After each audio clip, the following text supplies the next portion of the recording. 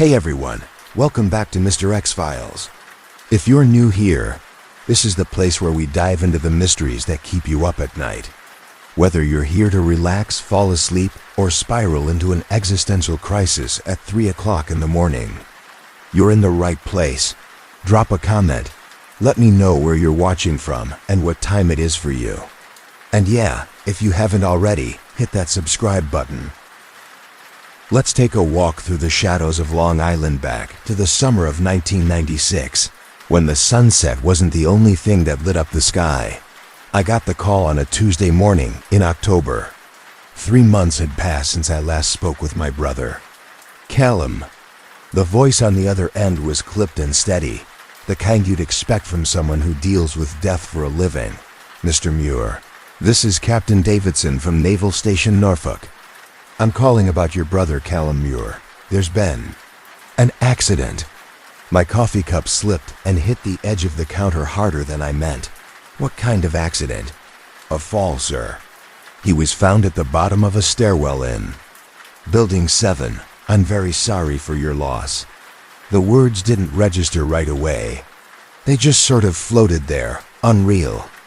My brother gone? Callum, the careful one, the quiet thinker.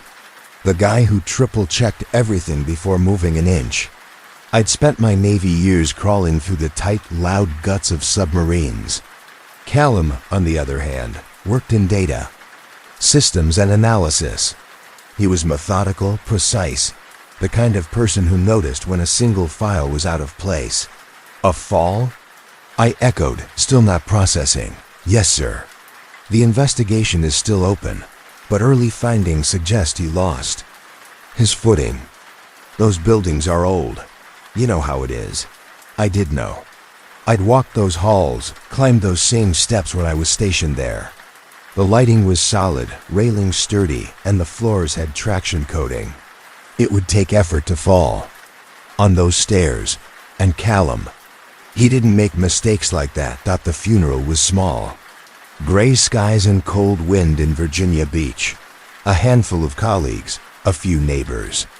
Callum hadn't made many close connections, not since our parents passed. We'd grown apart too, scattered by life and time. Coastlines between us, calls fewer each year. As I stood near the grave, watching the honor guard fold the flag with mechanical precision, a woman walked up to me. She looked to be in her 50s, silver hair pulled back, posture sharp in that unmistakable ex-military way. Wesley Muir? She asked softly. That's me. I'm Leona Hart. I worked with your brother in the Combs Division. Her eyes flicked around before she stepped closer, voice low. I'm sorry. Callum was a good man, very thorough. Maybe too thorough? The way she said it made me squint at her. What do you mean? She reached into her handbag and pulled out a small black-covered notebook with grid pages. I found this in his locker. I thought you should have it. What is it? I don't know. But Callum wasn't himself those last few weeks. He stayed late, dug into old files, started asking questions he shouldn't have. Maybe this will explain why. I took the notebook. It felt heavier than it should have. Not physically, just emotionally, like whatever was inside mattered. Thanks, I said, but she was already walking away, heels clicking against the pavement, vanishing down the path before I could ask anything else. That night, holed up in a bland hotel room under flickering fluorescent lights, I opened the notebook. Callum's handwriting was the same as always, small, tight, painfully neat. But the content? Chaos. The first page was headlined, Echo Trail, CVN 73, double underlined. Below that, Sabre launch failed sink 2029. Radar silence isn't silence, 2 objects. 1 test, 1 shield. July 17, 1996, 230 souls. The date hit me like a brick. TWA Flight 800, the explosion off the coast of Long Island. 230 people lost. I wasn't there, but I remember the chaos. I was working sonar systems for Ratham back then, a defense contractor based in D.C. After the crash, Every contractor with clearance spent weeks answering government inquiries. What had we picked up? What had our systems recorded? The official cause was ruled a fuel tank explosion, aging equipment, electrical sparks, just one of those horrible, unlucky failures. But if that was all it was, why was Callum a Navy analyst? Digging into it nearly 2 decades later, I kept reading. The notebook dove deeper: technical references, file numbers, satellite pings, timestamps. He wrote about radar logs, audio clips, encrypted file paths, and repeatedly that same designation, CVN-73. I didn't have to Google it. CVN-73 was the USS George Washington, a Nimitz-class carrier. But the Navy had always insisted there were no carriers operating near Flight 800. When it went down, that's what the public record said. I stared at the ceiling for a long time. Outside my hotel window, the black stretch of Virginia Beach swallowed everything. The same blackness, maybe, that had swallowed my brother's questions. Back in Seattle, I couldn't focus. My work updating sonar detection software usually kept my mind occupied, but now every line of code felt hollow. Every sonar ping reminded me of something unseen, something buried. I started typing up Callum's notes, trying to make sense of them. Some things were easy to trace. CVN-73 was confirmed. Sabre launch seemed to reference a missile system, though nothing came up in unclassified databases. The timestamp 2029 caught my attention. TWA Flight 800 had exploded at 2031 local time dot. If Callum's note was accurate, something called Sabre launch had failed just 2 minutes earlier. I started reaching out to old Navy contacts, careful not to sound paranoid. Most gave me nothing. A few hinted off the record that they'd heard things too. That's how I ended up meeting Marcus Chen, a former Navy air traffic controller, at a quiet coffee shop downtown. He looked jumpy, stirred his coffee endlessly, checked his phone like it owed him something. "You're asking about the George Washington?" he asked finally. "In a general sense," I said. "Just curious about East Coast carrier movements." July 96, he stared at his cup. "There's something off about that time. A gap." "A gap?" He leaned in, eyes darting to the window. "Every carrier logs its position hourly. GPS, comes, ops reports. But for about 12 hours on July 17th, George Washington's logs just stop. No entries, nothing in or out. That shouldn't be possible." "It isn't. Not without someone going in and scrubbing the records after the fact. And trust me, those logs don't just go missing. Someone made them disappear." My heart thumped in my chest. "Did you see anything else?" He hesitated. I remember chatter. Weird comes traffic. Something about a radar anomaly. An exercise that wasn't on the schedule. One guy said it was a test. Another said it wasn't. Then the crash happened, and everything got quiet. Real quiet, like someone flipped a switch. I sat back, my mind spinning.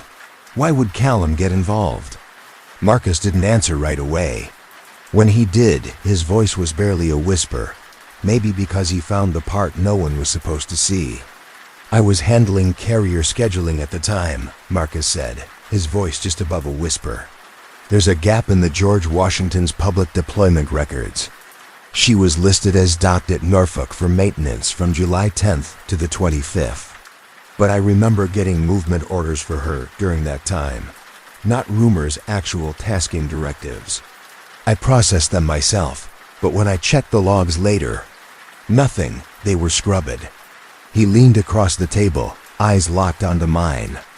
"Wesley, why are you asking about this?" I hesitated. I wanted to tell him about Callum, about the notebook, about what I'd been reading late into the night under a desk lamp, heart thudding in my throat. But I could not yet. "Just trying to correlate some old sonar data," I said instead. "Backtracking unusual readings. I thought knowing ship positions might help." Marcus nodded slowly, but the look in his eyes said he wasn't buying it entirely. Still, he let it go. "Look," he said, lowering his voice further. "I probably shouldn't be saying this, but that summer, things were strange. There were too many irregular operations. Exercises that didn't match the public schedules. Ships that dropped off the grid. Entire units going dark for days. What kind of exercises? Missile tests mostly. New guidance systems. High-altitude stuff.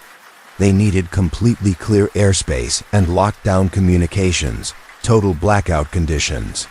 He drained the rest of his coffee, shoved the mug aside, and stood.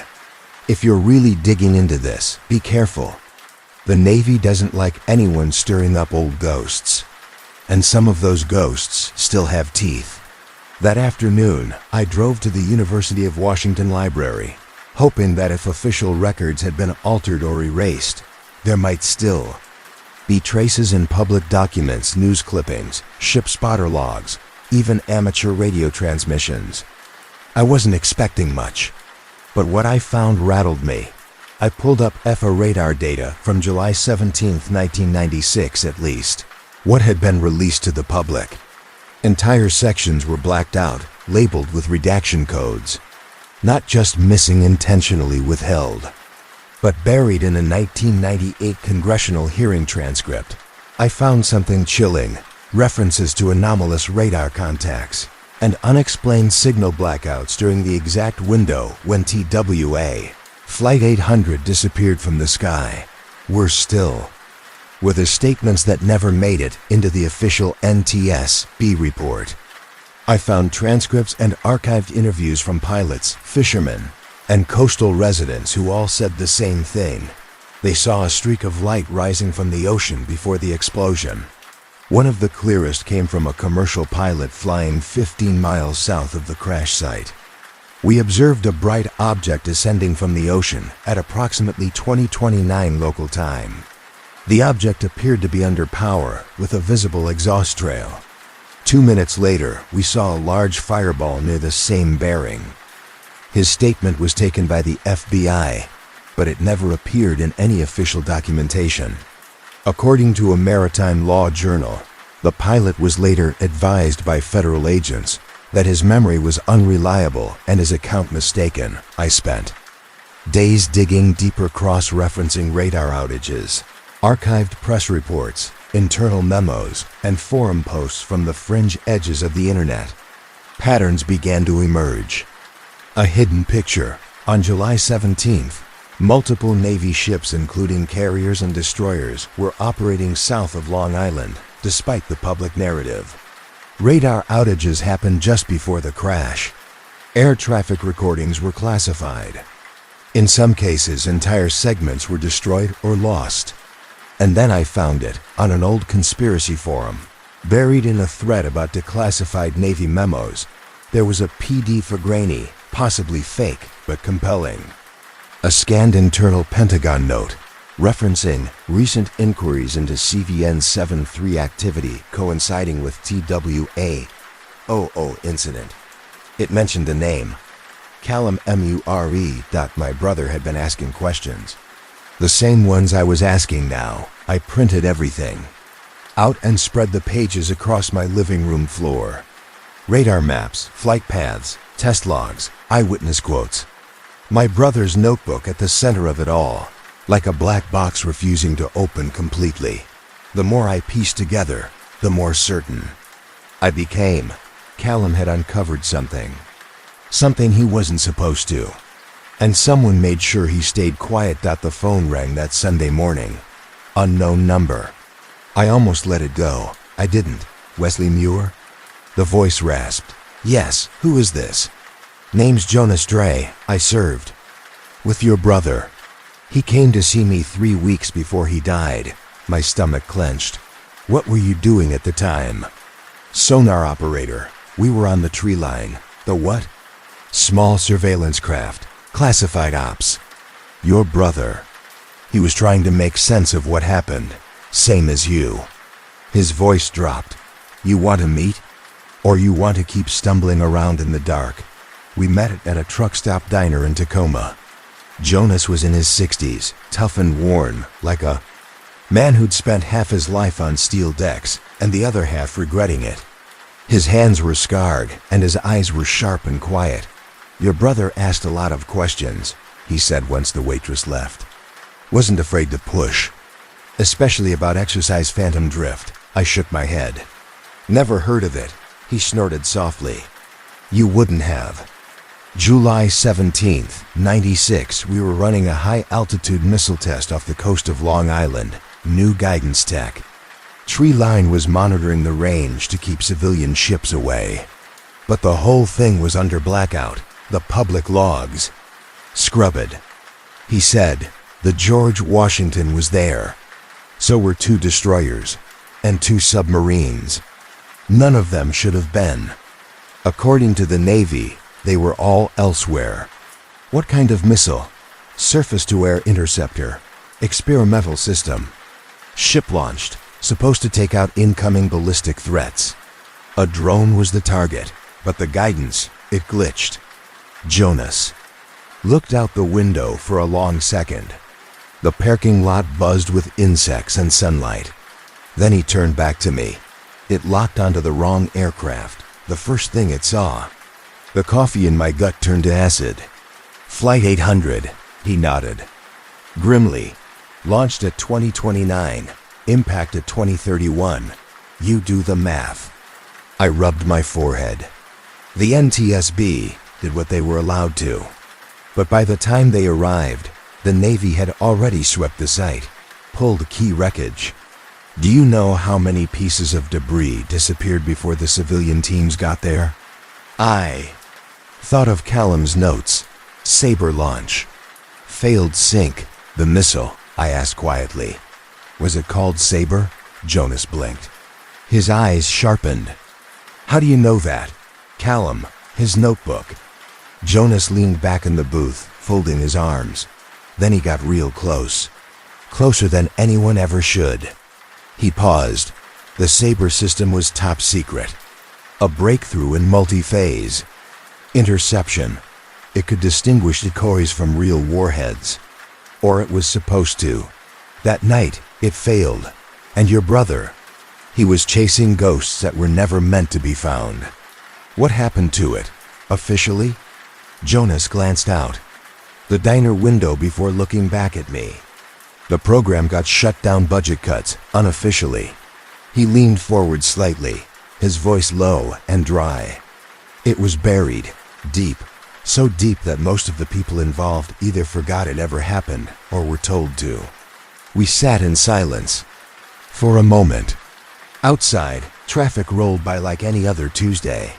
Just regular people, sipping coffee, checking their phones, living their lives completely unaware that 2 guys in a booth were talking about a cover-up involving one of the worst aviation disasters in U.S. history. Why are you telling me this? I finally asked. Jonas drained the last of his coffee, set the mug down carefully, and exhaled through his nose like he'd been holding something in for years. Because your brother was a good man. Because 230 people died that night, and their families deserve the truth. And because I'm tired of waking up at 3 a.m. with it still gnawing at me. I stared at him, trying to absorb the weight of what he was saying. What about the rest of the crew? The people on the Washington? The other subs involved? He shook his head slowly. Most of them don't know the full picture. It was all need to know. Missile team thought they were running a routine exercise firing at a drone. Sonar crew knew it was a test, but they weren't told what kind. Only a handful of people knew exactly what we were doing out there that night. And most of them? Dead, transferred, or keeping their mouths shut. And my brother? He was trying to piece it together when he died, Jonas said, his voice barely above a whisper. Then he reached into his coat and pulled out a worn manila envelope, laying it gently on the table between us. These are copies of the original sonar logs from that night, not the scrubbed versions filed in the official report. These are real. I picked it up slowly. It felt heavier than it looked, like it carried more than just paper. What do they show? Jonas didn't answer right away. Instead, he stood, slid a $20 bill onto the table, and adjusted his coat. "Listen for yourself." "Jonas, wait." I called as he turned toward the door. He paused, but didn't look back. "Your brother thought he was being followed for weeks before he died, and now you're asking the same questions." Then he walked out, the glass door shuddering behind him as it caught the October wind. I sat there alone, holding the envelope, wondering if I'd just been handed the fuse to a decades-old bomb dot by the time I got home. Dusk had set in. I drew the blinds, locked the door, and pulled out my audio equipment, studio-grade gear I used for sonar analysis back when I worked Navy. Contracts. I slid Jonas's flash drive into the laptop and opened the files. The first thing that hit me was the timestamp, 2025 local time. 6 minutes before TWA Flight 800 went dark. I played the clip. The sonar pinged clean and sharp, unmistakable. A large surface contact, moving fast from the south toward a civilian air corridor. 4 minutes later, a new contact, a launch signature shot upward from the vessel, cutting through the water column like a blade dot at 2029. It breached the surface, and then it vanished. Off sonar. 2 minutes later, the ocean screamed.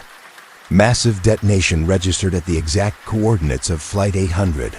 I sat motionless, listening. The audio was so clear I could hear the tension in the sonar room.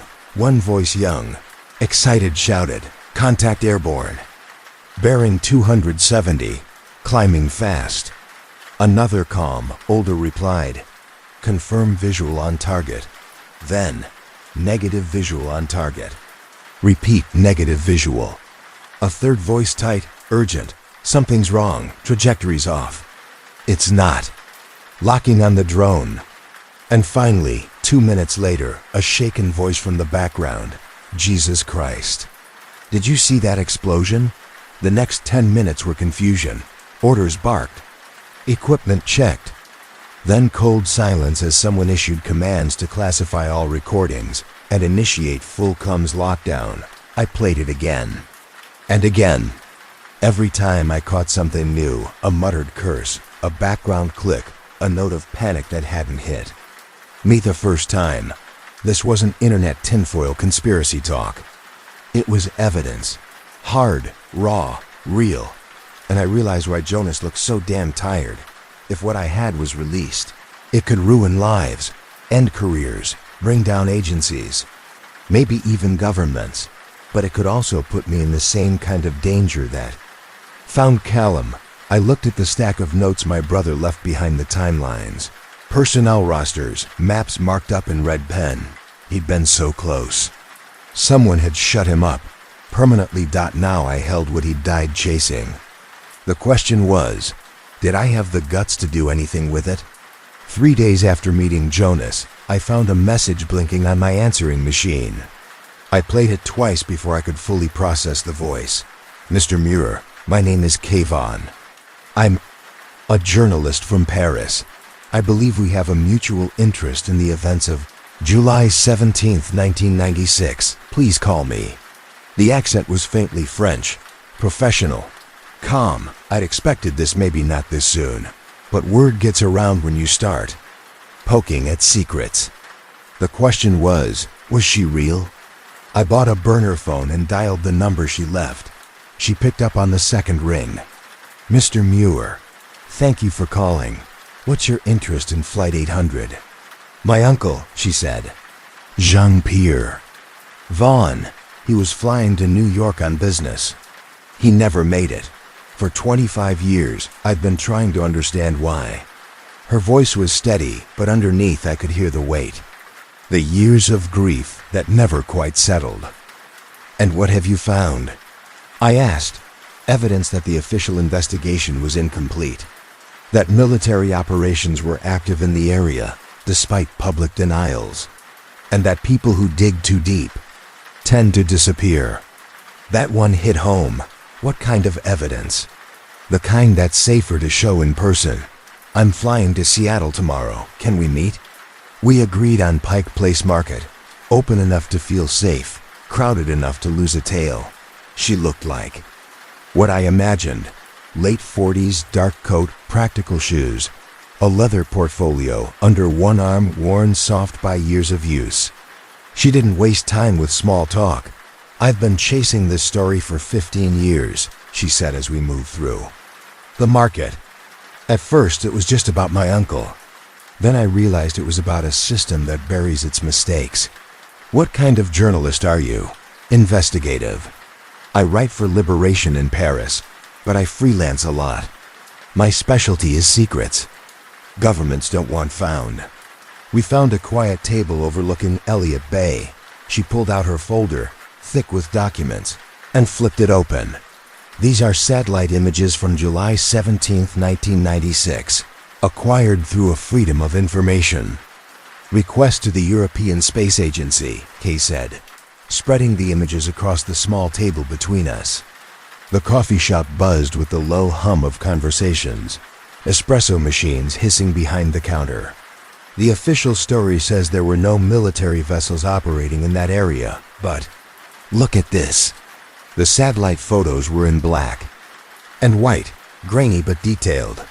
Still, even with my untrained eyes, I could see the formation multiple vessels arranged in a loose circle, roughly 50 miles south of Long Island. One of the shapes stood out, dwarfing the others. "This one," Kay said, tapping it, "matches the dimensions and structure of a Nimitz-class aircraft carrier." She pulled a second image from the stack, and this was taken 4 minutes after the explosion. The image showed a long streak of heat cutting across the surface of the ocean and into the sky. Like a fresh scar, it's a thermal signature. A missile trail. Just like dozens of eyewitnesses claimed they saw. I looked up. "Where did you get these?" "The ESA releases archived satellite data after 25 years. Most of it's just weather patterns and ocean currents. But sometimes you find something they didn't mean for anyone to see." Her voice was calm, but I could feel the charge beneath her words. She was onto something, and she knew it. She handed me another folder thick with signed statements. "These are affidavits from fishermen, charter captains, and private boaters who were in the area that night. All of them describe seeing a flare or a glowing object shoot up from the water before the explosion." I scanned through the statements. They were eerily consistent. Most placed the event between 8:29 and 8:31 p.m. first, a rising light from the water, then a detonation high above. "The FBI interviewed these people," Kay said, voice tightening, "but none of their accounts made it into the final NTSB report. When I contacted them years later, several said they'd been encouraged to change their stories." "Encouraged how?" "Federal agents visited their homes, told them maybe their memories were playing tricks. In one case, a fisherman had his boat impounded after a surprise Coast Guard inspection cited for safety violations that were, frankly, absurd. The pattern was becoming clearer by the second. A cover-up, careful and deliberate, designed to bury every piece of evidence that didn't support the official version of events." "There's more," Kay said, lowering her voice. "I've been in contact with a former NTSB investigator. He worked the Flight 800 case directly. He's willing to meet. But he has conditions." "What kind of conditions?" "No names, no photos, no recordings, no notes during the meeting. He's terrified." Later that evening, we met the man at a seafood restaurant in Ballard. Kay picked the spot for a reason: dim lighting, a noisy crowd, multiple exits, and no chance of being overheard. He was already seated when we arrived. 70s, thin, wire-rimmed glasses, coat too large for his frame. His name, or at least the one he gave us, was Robert Kellerman. 35 years with the NTSB, retired in 2005. He looked like a man still haunted by the ghosts of a case he'd never been allowed to solve. "I shouldn't be here," he muttered once we'd ordered. His hands trembled slightly as he sipped from a water glass. "But I've kept this in too long." "What happened during the investigation?" I asked gently. "It was compromised." From the very beginning, he said. By the time our team got access to the crash site, the Navy had already cordoned off the area. They said it was for safety, but they were controlling everything. What kind of control? Certain parts of the wreckage were removed before we could examine them. He said, we were told it was due to potential hazards, unexploded ordnance, classified electronics from passenger luggage. But we never got to verify that. He glanced nervously around the room. There were other things too. Radar data that had been altered, audio recordings that were classified without explanation, and statements from witnesses collected by the FBI but never handed over to us. I leaned forward. What about the official theory? The fuel tank explosion? It was possible, Kellerman said slowly. We did find signs of an internal blast in the center fuel tank, but no clear cause. The FBI insisted it was electrical, but we never found any arcing or shorts. And the longer we looked, the more it felt like they were trying to push us toward that conclusion. Hard. Did anyone suspect something else? He nodded, some of us. But any other line of inquiry was quietly discouraged. Missile theories were deemed outside our scope.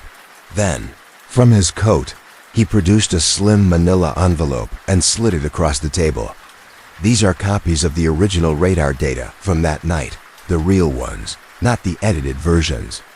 I hesitated, then took it. It was heavier than I expected. What do they show? Kellerman gave me a tired look. You'll see. But be careful. If it's traced back to me, ... It won't just be my job on the line. Back at home, I loaded the radar files onto my system. The moment they lit up my screen, I knew Kellerman hadn't been exaggerating. Multiple unknown contacts appeared on the radar that night naval vessels spread across the area just south of Long Island. But one blip stood out at precisely 2029, an object launched from the surface.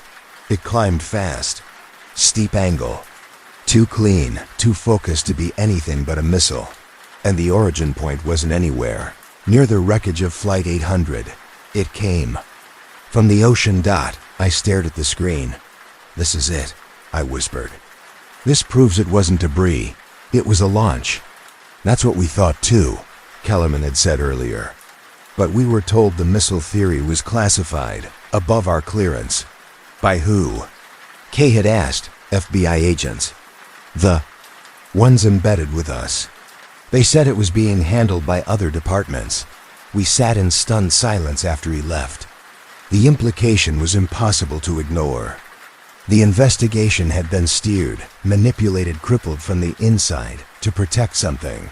Or someone. Mr. Kellerman, Kay had asked before we parted, would you be willing to go on the record? He shook his head. I can't. I've signed too many NDAs, but I can give you names. People who know things. People who might still talk. And he did scrawl them out on a notepad, slid it across the table, and then quietly left through the back door. As we stepped out into the cool Seattle air, the night had turned heavy. I scanned the street instinctively. People were laughing, walking dogs, riding scooters, but something was off. Kay, I said softly, I think we're being followed. She didn't look at me. Just turned slightly, as if adjusting her scarf. Black sedan. 2 cars behind us, she murmured. I saw it too, idling a little too long at the light, creeping just a little too slowly behind us. We kept walking, but I knew. We weren't just chasing the truth anymore. We'd stepped right into it. It had been trailing us since we left the restaurant. A dull gray sedan, just far enough to pretend it wasn't following, but close enough to never lose us. Kay and I didn't speak at first. We just picked up the pace, ducking through side streets and looping around the block twice before making our way to the parking garage. Still, the car followed. What do we do now? I asked, my voice low as we reached our cars. Kay's eyes were sharp, darting toward the garage exit where the sedan had paused just out of sight. We go public. All of it, the satellite photos, radar data, the witness statements. We upload everything, everywhere, make it impossible to erase. And then we disappear. Because if we're right, if we're even close, they won't let us walk away. I thought of my brother Callum, of his notebooks, his long nights spent decoding fragmented data. He'd followed this same trail alone, and now he was dead. All signs pointed to the truth he never got to share. The next morning, Jonas Stray was gone. I'd called him, hoping to show him the new evidence. His phone went straight to voicemail. When I drove to his place, a small apartment complex in Tacoma, the building manager met me out front. He moved out last night, the man said, frowning. Kinda weird, honestly. Lease wasn't up till January, but he cleared out. Left a forwarding address though. The address was a P.O. box in Spokane. When I called the postal facility, they said the box had been paid for in cash and was scheduled for closure by the end of the week. Jonas hadn't just left. He'd vanished clean, like he'd never existed. I called Kay immediately. He's gone, I told her. Vanished overnight. There was silence for a second. That's bad, she said finally. It means they know what we're doing, but how? We've been careful. Careful doesn't cut it, she replied. Not when they've got NSA-level tools. They've probably been watching us for weeks. Our calls, texts, movements, everything. My stomach turned. If Jonas had disappeared, Kay and I could be next. I'm uploading the files now, she said quickly. Secure server in Switzerland. Once it's up, the line cut out. I tried calling back. Nothing but voicemail. I drove like hell to her hotel. When I got there, she was gone. The front desk clerk told me she'd checked out suddenly, claiming a family emergency. Her room? Clean top to bottom. Not a trace left. I sat in my car outside the hotel, staring through the windshield. 12 hours. That's all it had taken for both of them to disappear. My investigation, everything I'd been chasing, was falling apart. But I still had the evidence. Hard copies, backups, the works. Satellite images, radar pings, sonar files. If I could just get it out into the world just once, it might be enough to make all this worth it. I drove home with a plan in my head. Upload to multiple secure servers. Send encrypted packages to every journalist I trusted.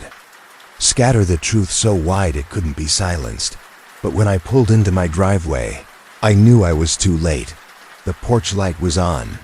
The front door stood slightly ajar. I knew I'd locked it inside. Everything looked untouched. Nothing broken. Nothing messy. But when I reached my office, it was clear. They'd been there, every cabinet opened, every drawer searched. Every disk, every drive, every folder gone. Callum's notebooks? Gone. Jonas' sonar files? Gone. The satellite photos from Kellerman? Gone. It was surgical. Efficient. Not a chemo. Burglary in operation. I sat in the chair, staring at the empty desk. They'd erased everything. Almost everything. What they didn't know was I wasn't like Callum. I'd learned from him. I had made extra copies. Paranoid copies. One of them was in a safety deposit box on the other side of the city. Untouched. Untraceable. Still, safe for now, but I was the only one who knew. That night, my phone rang. Number.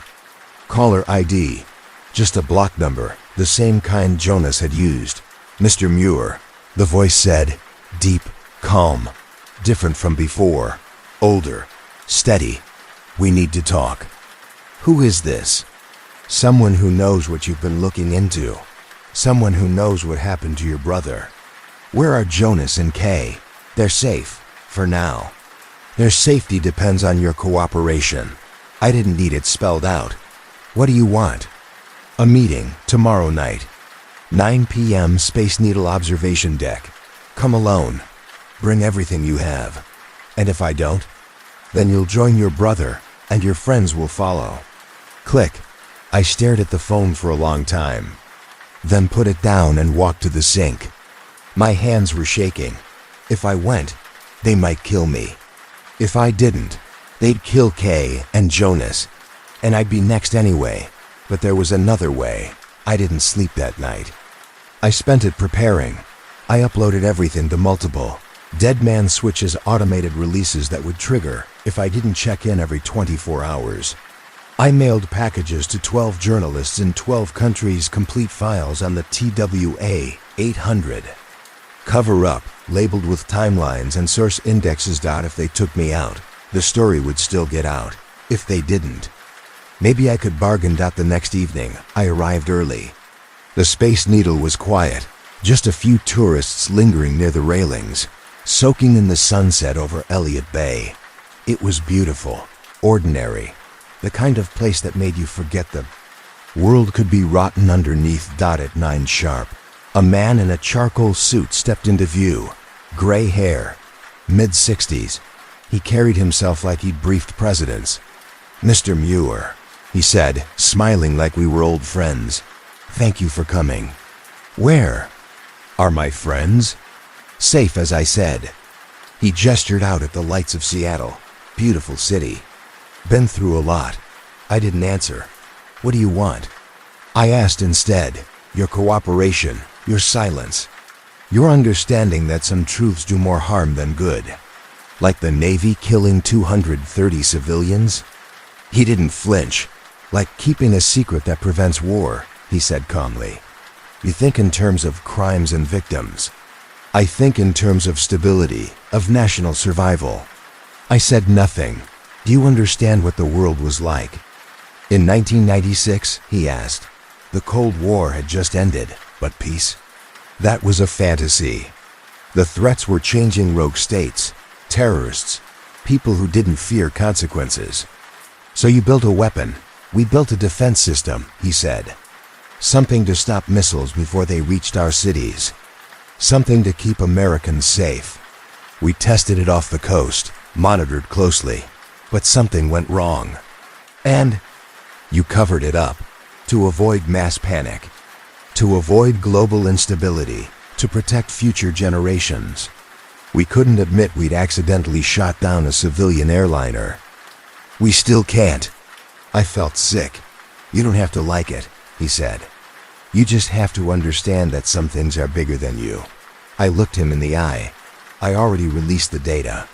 If I go missing, it all goes public." He smiled again, smaller this time, almost sad. "Then let's hope nothing happens to you." "The test that night," he said, his voice calm and measured, "was critical. It was meant to protect millions. But something went wrong, a targeting error. Tragic, yes, but the system itself was sound. Within 5 years, we had improved. Versions deployed in Iraq and Afghanistan, intercepting enemy fire and saving lives." I stared at him. "You're telling me 230 innocent people died so you could refine a missile defense system?" "I'm telling you," he replied without flinching, "that those deaths helped save thousands. That system has intercepted dozens of missiles. It stopped attacks on bases, cities, civilians. And you covered it up. We classified it," he said firmly. "There's a difference." He reached into his jacket and pulled out a worn manila envelope. "This contains evidence your brother's death was accidental. A fall down the stairs, no foul play, no conspiracy. Just a bad accident. I took the envelope but didn't open it." "Not yet. What about Jonas and Kay?" "They're being debriefed. They'll be relocated, given new identities and comfortable lives. All they need to do is stay quiet. And me? You've got a choice. You can join them, new name, new home, financial security. Or," he paused, "you can keep poking around and see where that gets you." I looked out over the city. The Space Needle lights flickered around us. My mind raced back to Callum's notebooks, to the grainy sonar data Jonas had risked his life to collect, to the satellite images Kay had decrypted line by line. All of it was real, I muttered. "Everything we found, all of it, they buried it for 25 years. I turned back to him. "There's a third option." His eyes narrowed. I've already uploaded everything, I said, to over a dozen encrypted servers. If I don't check in within 12 hours, every last file goes public, all at once. Every journalist on that list gets the green light. He didn't move, but I saw it in his eyes, a flicker of doubt. You're bluffing. Am I? I shrugged. Feel free to check. Count the servers. Count the names. See how many journalists are waiting on my signal. We stood there, locked in silence, the city glowing beneath us like a mirror of the stars. Finally, he exhaled. What do you want? I want Jonas and Kay released. I want written guarantees of our safety. And I want the truth about TWA 800 to come out gradually, in a controlled way. Not to incite panic, but to ensure transparency. He shook his head. That's not possible. Then I hope you've got a good damage control team. Because by tomorrow morning, the world is going to know what really happened on July 17th. 1996, another long pause. He finally pulled out a sleek black phone, dialed a number, and spoke quietly into it. A few seconds later, he hung up. You have 24 hours, he said. We'll release your friends. You'll get proof. But if anything else leaks, our deal is off. This isn't over, he warned. No, I said. It's just starting. The next 24 hours were hell. I rotated through 3 safe houses, never staying anywhere more than a few hours. My phone stayed in my pocket, always charged, always ready. My finger hovered over the trigger of the dead man switch I'd built one press, and everything would go live. At exactly 8 p.m. the next evening, my phone buzzed. A video call, encrypted. I answered. Jonas and Kay appeared on the screen, tired, pale, but alive. Wesley, Kay said. Her voice was clear. We're okay. They're letting us go. Where are you? Virginia, Jonas said. They treated us all right, but they made the rules very clear. If we talk, that changes now, I said. Listen, I explained everything. The backup uploads, the journalists, the fail-safes, the plan. You did it, Kay whispered. You actually pulled it off. We did, I said, all of us. But even then, I knew what this really was. Not a victory, a stalemate. A checkmate with no one tipping the king. The truth would come out, but slowly, carefully, controlled. 3 days later, the first cracks appeared. A maritime journal in Norway published high-res satellite images showing unmarked vessels near the TWA 800 crash site. A defense newsletter hinted at anomalies in radar data from that night. Then the Washington Post ran a subdued article questioning whether the official investigation had considered all possibilities. The Guardian released a quiet piece on ignored witness statements, but there was no headline revelation, no bombshell. Just a slow drip of facts, each one undeniable, each one easily dismissed by anyone who didn't want to believe. Jonas, Kay, and I weren't relocated. We weren't silenced, but we weren't celebrated either. We became ghosts in our own lives, custodians of a truth too inconvenient to accept. 6 months after the meeting at the Space Needle, I received a package. No return address. Just a padded envelope. Inside was a single sheet of paper. Typed in Callum's signature font, 2 objects, 1 test, 1 shield. Radar masking was never meant for civilian airspace. I tried to warn them. Now the echoes keep me up. Below that, in handwriting I didn't recognize, your brother understood the price of truth. Some echoes never fade.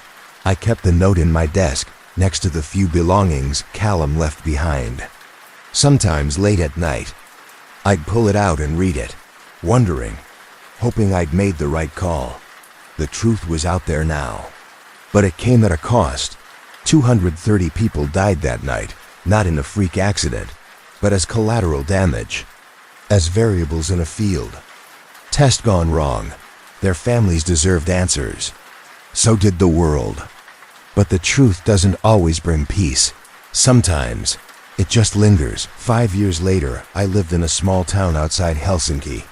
Quiet place, cold winters. I worked as a consultant for a Finnish defense contractor. The name on my ID wasn't Wesley Muir, but I'd never formally changed it. Sometimes you just become someone else without noticing.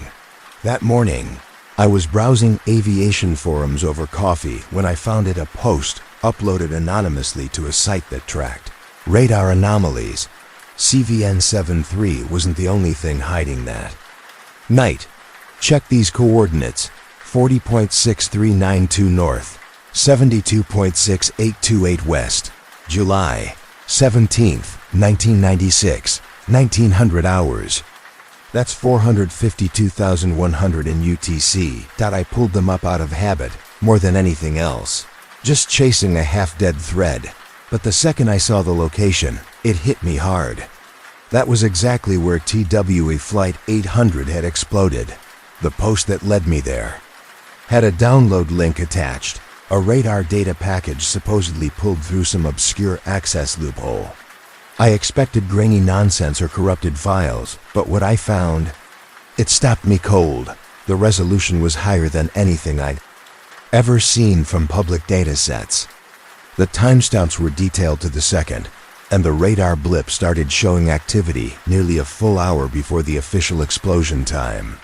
Ships, lots of them, creeping into a loose formation just offshore, their tracks like brushstrokes on a canvas. At first, I thought maybe it was a routine exercise, just naval traffic out of sync with FAA logs. But then I saw the ghost signals. They weren't ordinary contacts. These flickered into view for a moment, moved with precise vector. Changes, then vanished entirely. Not noise, not glitches, patterns, intent, like something was testing active stealth tech, way beyond what any country should have had. In '96, they were hiding entire fleets, and that night, something went very wrong. I sat there for hours going over it all: weather logs, shipping manifests, civilian and military flight paths, even ham radio chatter from that night. All of it stacked up into a picture that was enormous, bigger than anything Jonas or Kay or I had even speculated about. This wasn't just a missile test. It was a full-spectrum cloak, a vanishing act for modern war machines. At the bottom of the original post, in small gray text, there was a single sentence: "The echoes remember what we choose to forget." I printed everything, stapled it, cataloged it alongside the binders I'd been building since I was 19. 25 years of digging through the rot, the omissions, the erased timelines. Someday, when the last few people responsible are dead, when the risk is gone and the truth doesn't threaten careers or pensions, it'll all come out. But until then, I'll be what I've always been, a keeper of echoes. The guy who doesn't look away when the truth gets too cold. I walked outside, crunching through knee-deep snow beneath the pale blue wash of the Finnish winter sky. The air cut deep, harsh enough to make every breath sting. Above me, the stars looked almost too sharp, like they'd been etched into the black with a diamond. Out there, somewhere in the silence between constellations, radio waves from that night still drift. Weak now, fragmented but real. Signals nobody meant to preserve. Conversations recorded by accident, bouncing endlessly in orbit.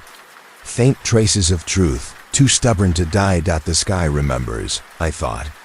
It always does. I took out my phone, tapped out a message I'd written a dozen times before. Still here, still watching, still remembering. I sent it to a number burned into my memory, one I've never dialed, only messaged. Someone else out there gets it. Maybe Kay, maybe Jonas, maybe someone deeper in the shadows. Overhead, a plane cut across the stars. A little passenger jet, red and green navigation lights blinking steady. Just a flight, just people trying to get home. But I knew what flew beside them. The shadows we're not supposed to see. The ones we only ever catch by accident. Jonas knew. Kay knew. And the data, now buried on encrypted hard drives across 3 countries, waits. It waits because truth doesn't die. It hibernates. Until someone's ready to listen again. I turned and headed back toward the house. The snow swallowed my footprints behind me, wind smoothing out the ground like I was never there. But the echoes remain. The lies drift through the atmosphere. The signal circle, waiting. We always looked up to find truth, Callum used to say. But the lie came from below. And the sky, God help us, remembers everything. Now, imagine it's winter. Deep in the Ural Mountains, 1,959. 9 hikers are tucked inside a canvas tent, high on a slope known as Kolatsa Mountain. Snow piling outside, wind howling like wolves. Inside they laugh. They scribble in their journals. They joke about snowmen and the cold. They plan the next day's hike. None of them will make it through the night. My name's James. I spent the past month poring over yellowed case files, translated diaries, autopsy reports, and cracked photographs trying to untangle what happened. On that mountain, the Dyatlov Pass incident isn't just a Soviet-era mystery. It's a fracture in our understanding of what human beings are capable of enduring. And maybe what else is out there.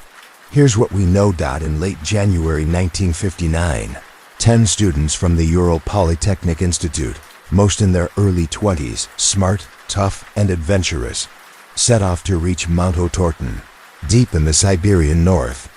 Their leader was Igor Dyatlov, a 23-year-old radio engineering student with serious expedition experience.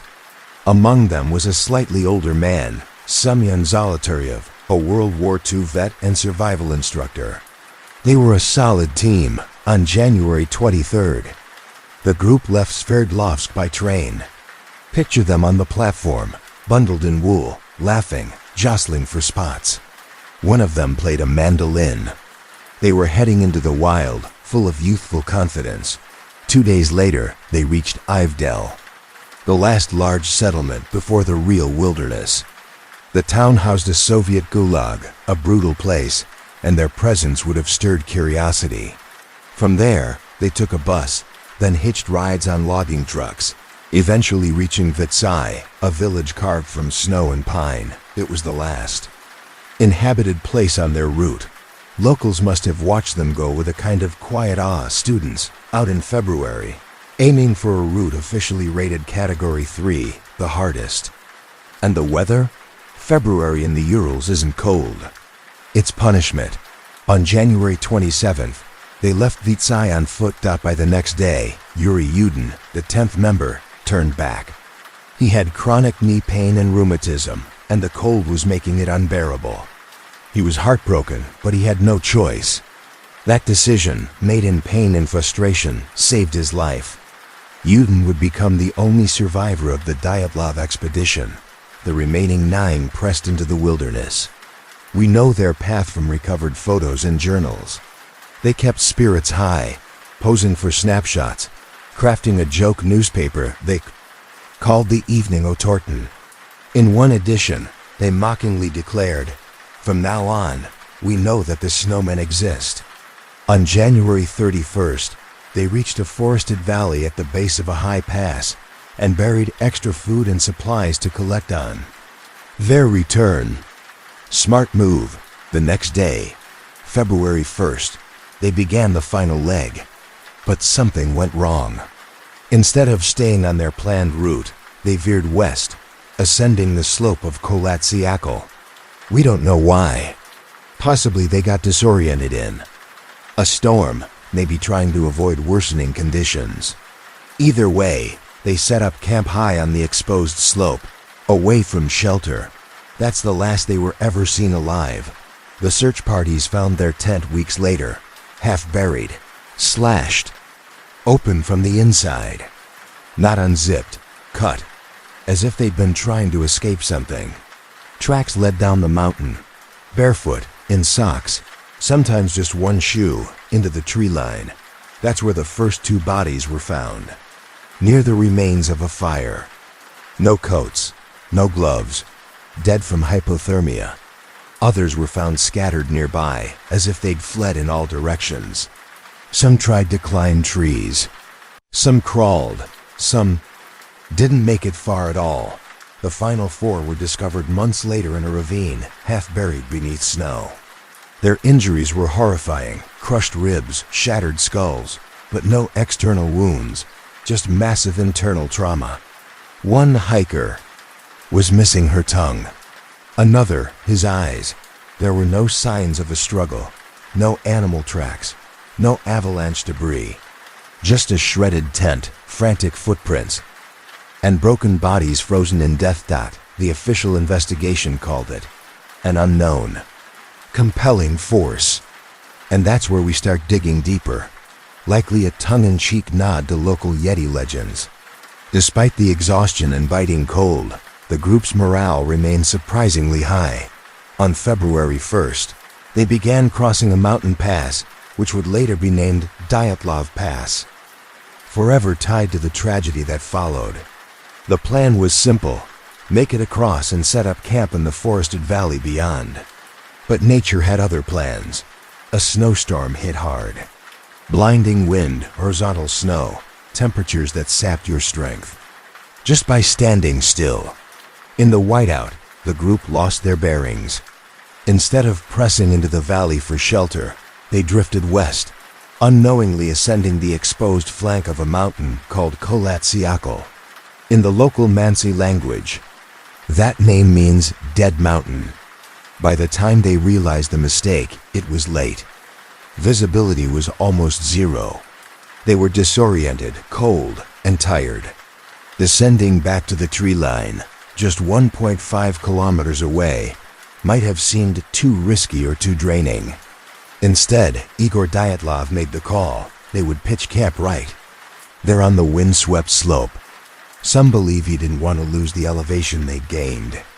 Others think he wanted to show they could endure a night in the open, exposed to the elements. Whatever the reason, the 9 of them began digging into the mountainside, leveling the snow for their tent. It was a decision that would be debated and picked apart for decades. That evening, February 1st, 1959, must have been brutal.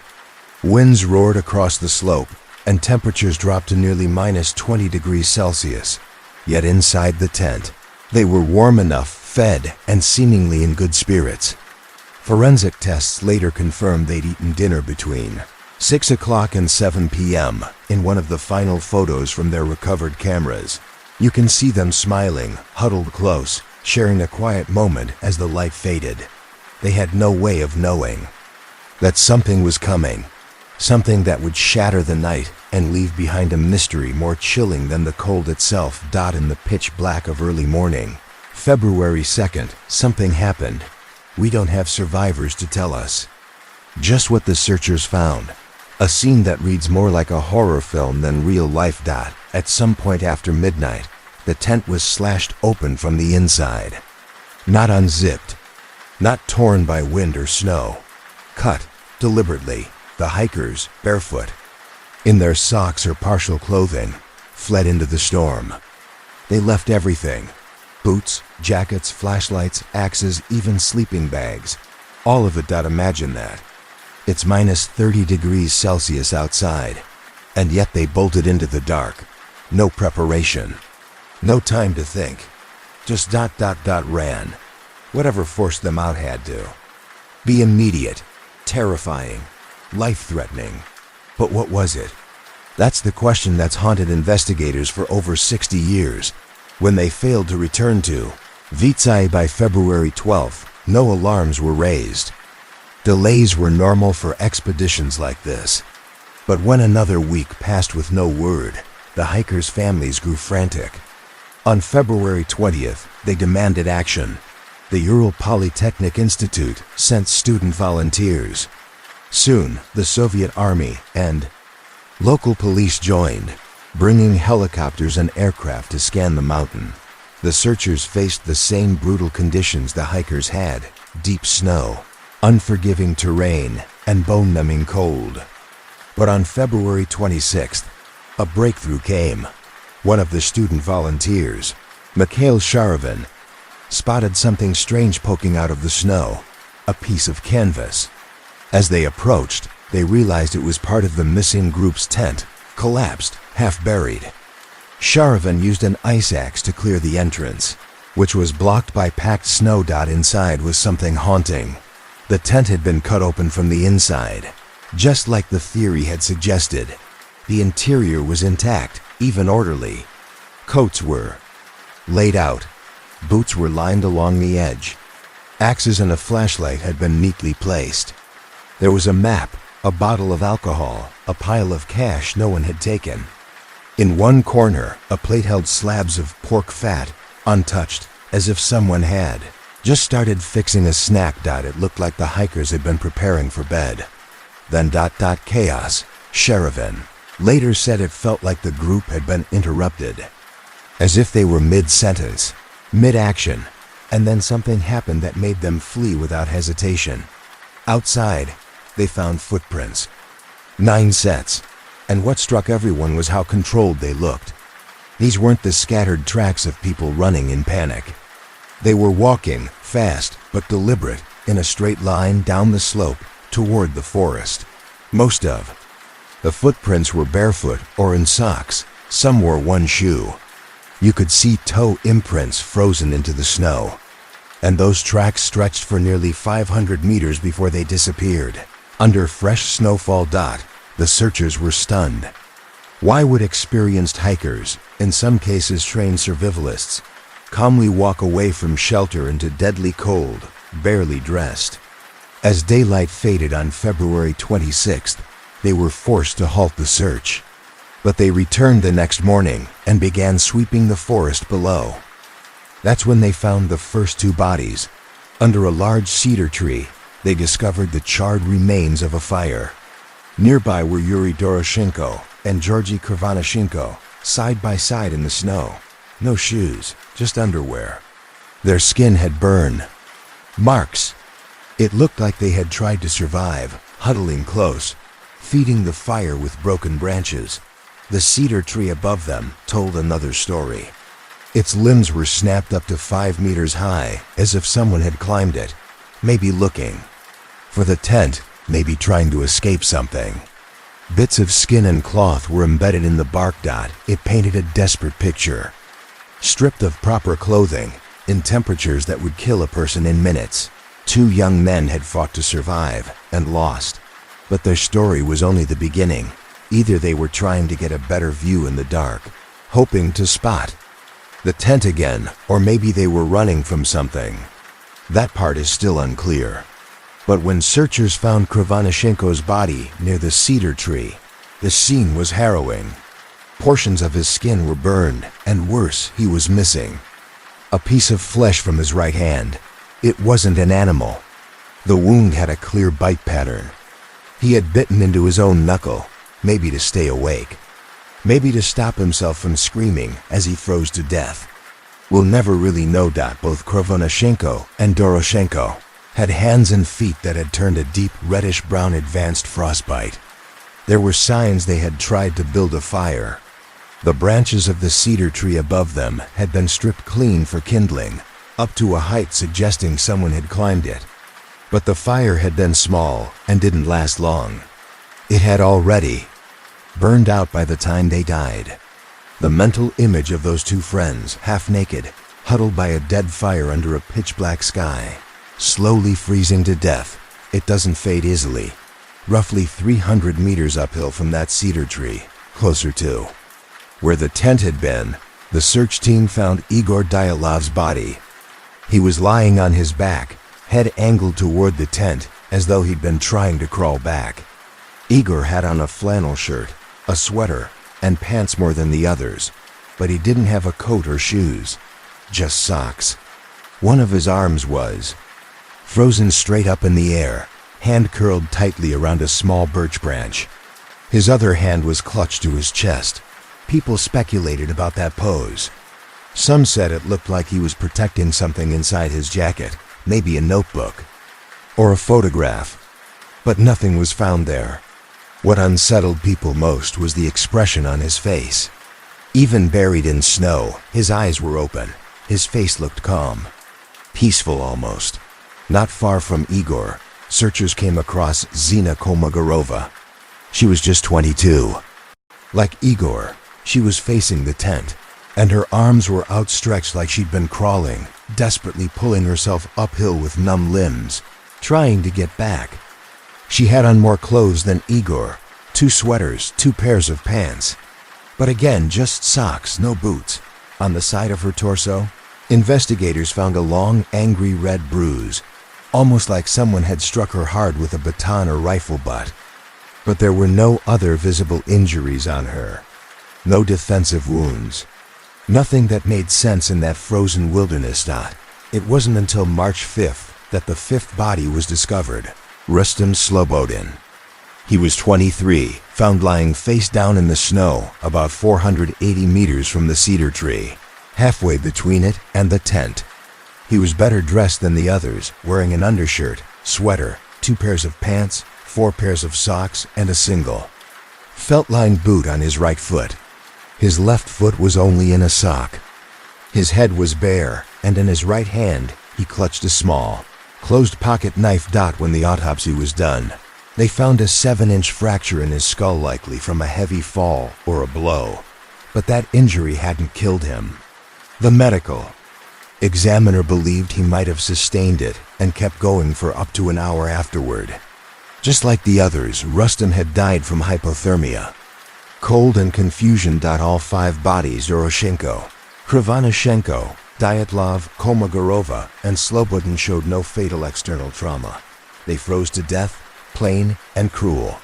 Slobodin's watch had stopped at exactly 8:45. Whether that was morning, night, or even the right day. No one knows. Time had literally frozen with him. Now imagine being Yuri Yudin, the only one who'd turned back before the hike became a nightmare. He was the one who had to help identify their bodies. One after another, the corpses were airlifted out and brought to the morgue. And one by one, Yuri confirmed their identities, his friends all gone. But 4 were still missing. For weeks, no sign of them. Spring started to set in. The snow began to melt. On May 4th, almost 3 months later, a local Mansi hunter named Kurik and his dog joined the search. His dog caught a scent near a rocky ravine, deeper into the forest, past the cedar tree. About 75 meters beyond that tree, and roughly 1.5 kilometers from the tent, searchers noticed torn clothing caught on a branch. They started digging, and nearly 4 meters beneath the snow, they found the last 4 bodies: Ludmila Dubinina, Semyon Zolotaryov, Nikolai Thibault-Brignol, and Alexander Kolevatov. They were lying close together at the bottom of that snowy ravine. These 4 were dressed more warmly. It was clear they had taken clothes from the others, probably after they died. Dubinina wore Krivonishenko's burned, ripped pants. Her foot was wrapped in a piece of his wool sweater. Zolotaryov had on her faux fur coat and hat. Kolevatov had pulled on extra layers, likely taken from someone who died first. It was brutal, but practical. A basic instinct to survive, but their injuries told a darker story. Nikolai's skull had been crushed, an 8-inch fracture, not from falling on snow or hitting a tree. It looked like the result of a massive blow. Dubinina and Zolotaryov's chests had caved in, multiple ribs snapped clean through. 10 ribs broken in Ludmila's case. 5 in Semyon's. The forensic doctor said the force required was similar to a high-speed car crash, and yet there were no external bruises, no marks, no broken skin. Just internal destruction, as though something had compressed them from the inside out. Kolevatov's cause of death was murkier.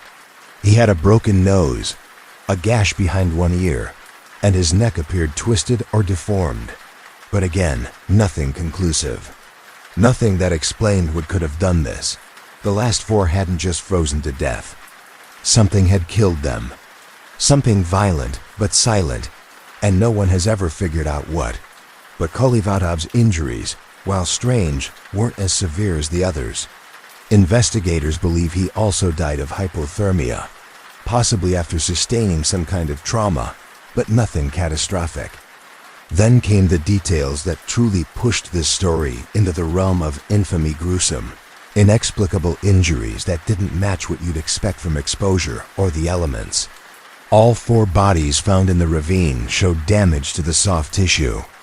Of the face and head injuries not seen on any of the others, Ludmila Dubinina was missing her tongue, her eyes were gone. Part of her lips and even a small section of skull bone was missing. Semyon Zolotaryev, too, had no eyeballs. Alexander Kolevatov, his eyebrows were completely gone. When those facts hit the public, it didn't take long for people to imagine the worst. That the group had been attacked, maybe tortured, maybe by something inhuman. But medical examiners offered a more grounded explanation. All 4 of these bodies had been found in a shallow stream bed, and they had been there for nearly 3 months. Water, ice, and scavenging animals can do horrifying things to a body, especially to exposed, soft tissue. In Dubinina's case, the autopsy revealed that her stomach still contained about 100 grams of coagulated blood, which meant her heart was still beating when her tongue was removed. So whether it was a result of exposure, injury, or scavenging, it likely happened very shortly after death. Still, to families and to the public, these weren't just post-mortem details. They sounded like signs of something darker. Fuel for terrifying rumors. One detail made things even stranger. Zolotaryev was found with a camera around his neck, a different one from the others found in the tent. And he had a notepad in his hand, along with a pen. As if, in his final moments, he'd tried to document something. But the pages were blank. Whatever he saw, whatever he was trying to write, he never got the chance. The 1959 investigators struggled to make sense of it all. Because some of the deaths involved trauma, they opened a criminal inquiry. At first, suspicion fell on the local Mansi people, the reindeer herders native to that part of the Urals. Maybe the hikers had unknowingly trespassed on sacred ground and been attacked. But that theory didn't hold up for long. There were no footprints at the scene besides those of the hikers themselves. No signs of a struggle, no bruises or wounds consistent with combat. And the Mansi had a peaceful history with hikers. They had even volunteered to help with the search. The theory quietly died. Next, investigators considered an avalanche, but the scene didn't match what you'd expect. The tent had been found partially buried, but still upright. The footprint patterns indicated the hikers had left in a hurry, but walked calmly, not fled. No debris, no drag marks. No evidence of panic consistent with a sudden wall of snow. They considered animal attacks too, but again, there were no tracks. And the internal injuries some hikers sustained didn't match what claws or teeth would do. The wounds had no external signs. It was like being crushed from the inside. Eventually, the authorities concluded that no other humans were responsible. One of the doctors even said publicly that the force which had caved in the chests of Dubinina and Zolotaryev was greater than what any person could cause. Not even a trained soldier could inflict that kind of damage barehanded. It was a chilling thought. Then came a twist straight from a Cold War spy novel. When forensic experts tested some of the clothing, they found unexpected traces of radiation, particularly on Dubinina's brown sweater and Krivonashenko's wool pants. Levels far above what should be on hiking gear. It was a bizarre finding. No one knew to test for it until one of the investigators brought in a Geiger counter. The radiation fueled wild theories. Some people believed the hikers had stumbled into the aftermath of a secret weapons test, or even encountered an experimental device leaking radioactive fallout. Maybe that explained the sudden deaths, the missing eyes, the massive internal injuries. But there was another, simpler explanation hiding in the hikers' pasts. Yuri Krivonashenko had once worked at the Mayak nuclear facility, one of the sites involved in the 1957 Kishtim disaster, a serious nuclear accident. It was entirely possible that his clothing had been contaminated then and still carried traces. Kolevatov, too, had studied nuclear physics and worked at a classified institute in Moscow. The clothes might have had residual contamination, nothing to do with what happened on the mountain. Even so, it didn't help that some of the bodies appeared deeply tanned, and a few of the hikers' hair had turned gray by the time families saw them. To grieving parents, these looked like signs of radiation exposure. Authorities claimed the tanning was natural mummification, skin drying in the cold and sun, and that hair can change color from cold, stress, or embalming chemicals. But it all sounded like damage control, like a government hiding something. By May of that year, the investigation was under pressure to wrap up. Lead investigator Lev Ivanov filed his final report, stating that the hikers had died from an unknown compelling force. It was vague, hollow, an admission that they had no real explanation. No one had been charged. The case was marked secret and tucked away into Soviet archives. The Dyatlov Pass was declared off-limits for the next 3 years. Officially, it was to prevent further tragedies. But many believed it was to keep people away from something they weren't supposed to find. The phrase compelling natural force only raised more questions. What kind of force could do that to 9 experienced hikers in a single night? And just like that, the silence set in. Families were told, sometimes outright warned, that they would never get the truth. Zina Komugarova's mother later said, "Officials told her, stop asking questions. You'll never know what happened." Igor Dyatlov's parents heard similar warnings. In 1959, in the Soviet Union, when someone in authority told you to stop digging, you stopped. Out of fear, out of survival. And so, the families buried their children with more questions than answers.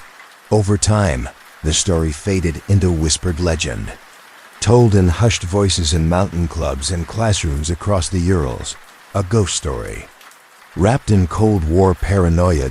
As for Yuri Yudin, the one who turned back, the lone survivor, he carried the weight forever. Guilt, confusion, sorrow. He spent the rest of his life searching for answers, convinced that his friends hadn't died from some random natural accident. He never found peace. Only more questions. He could feel it deep in his stomach.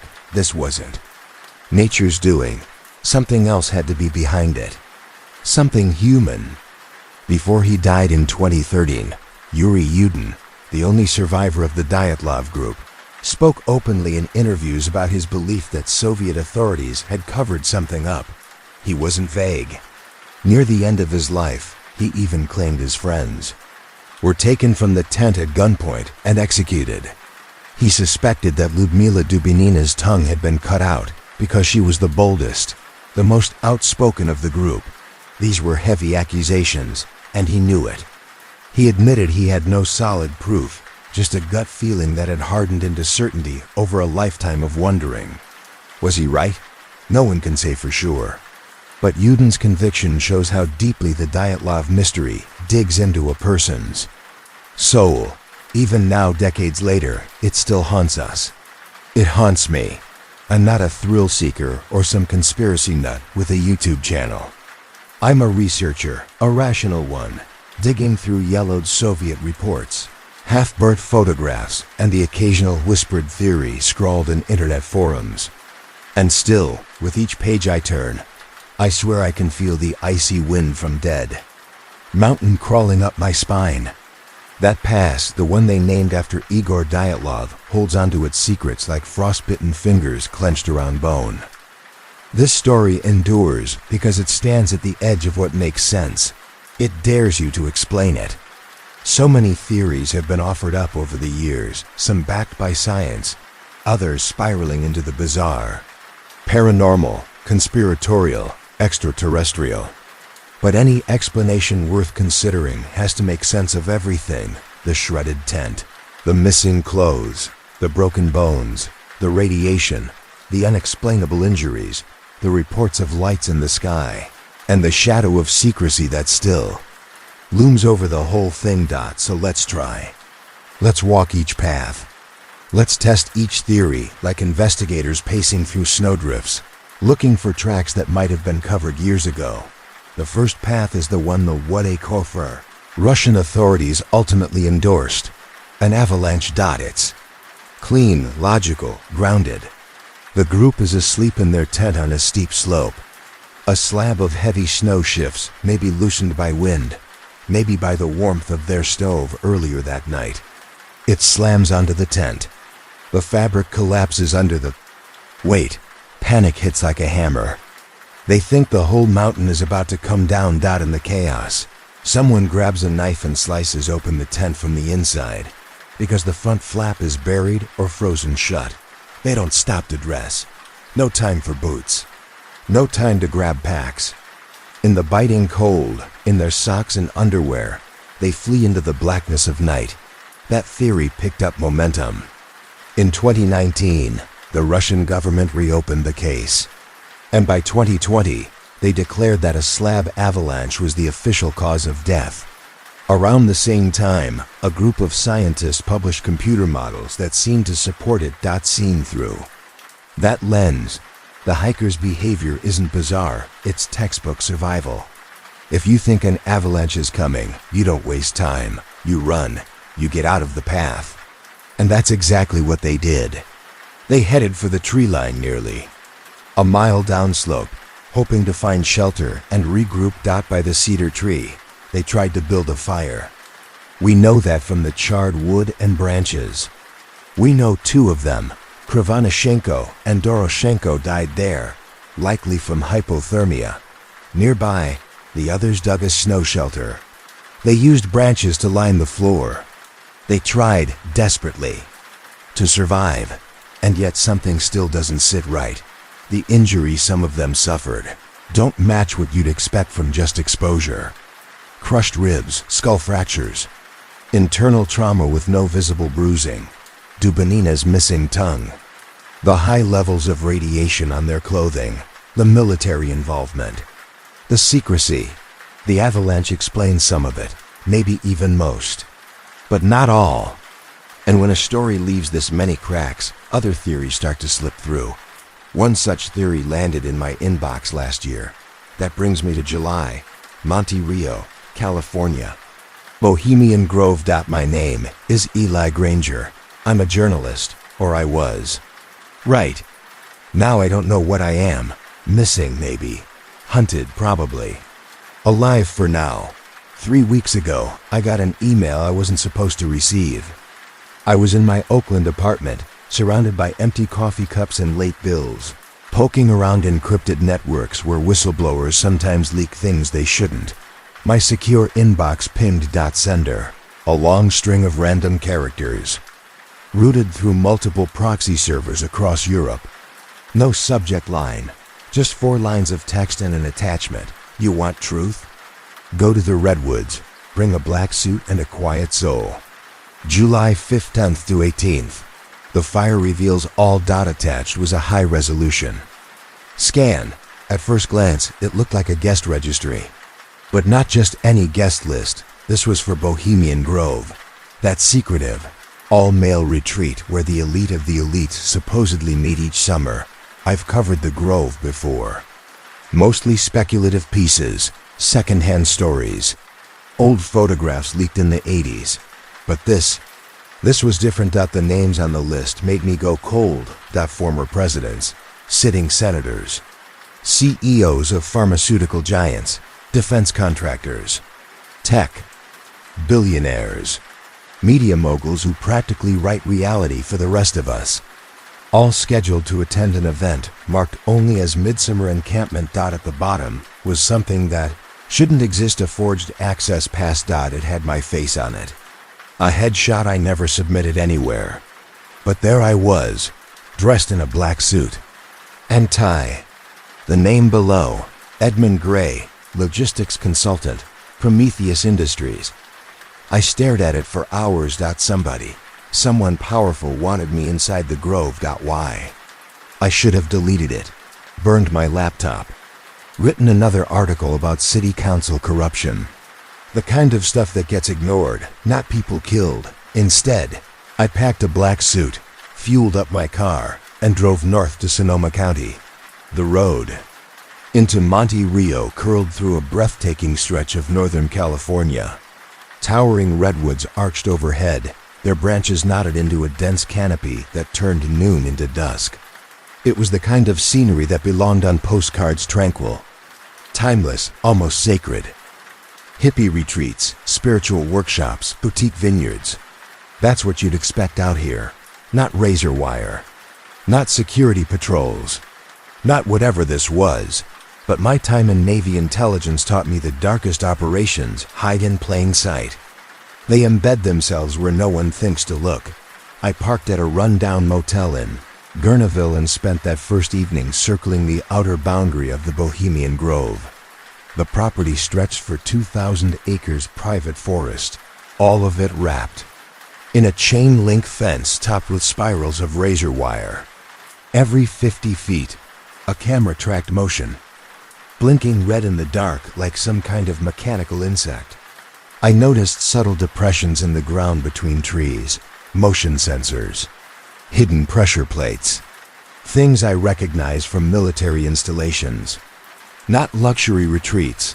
The front gate looked less like the entrance to a summer camp and more like a forward operating base. Guards wore matte black tactical gear and moved with the quiet alertness of men trained to eliminate threats without hesitation. Their faces were flat, unreadable. I knew that look. These weren't rent-a-cops. Still, when I approached, forged pass in hand, they barely blinked. One of them scanned the barcode on my ID, glanced at my face, and then nodded me through. No questions. No small talk. That scared me more than if they'd pulled me aside. Either my forger was a genius, or someone high up wanted me inside. Interior of the Grove looked just like the grainy photos and second-hand accounts I'd collected over the years. Redwood trunks as wide as sedans climbed so high they disappeared into green fog.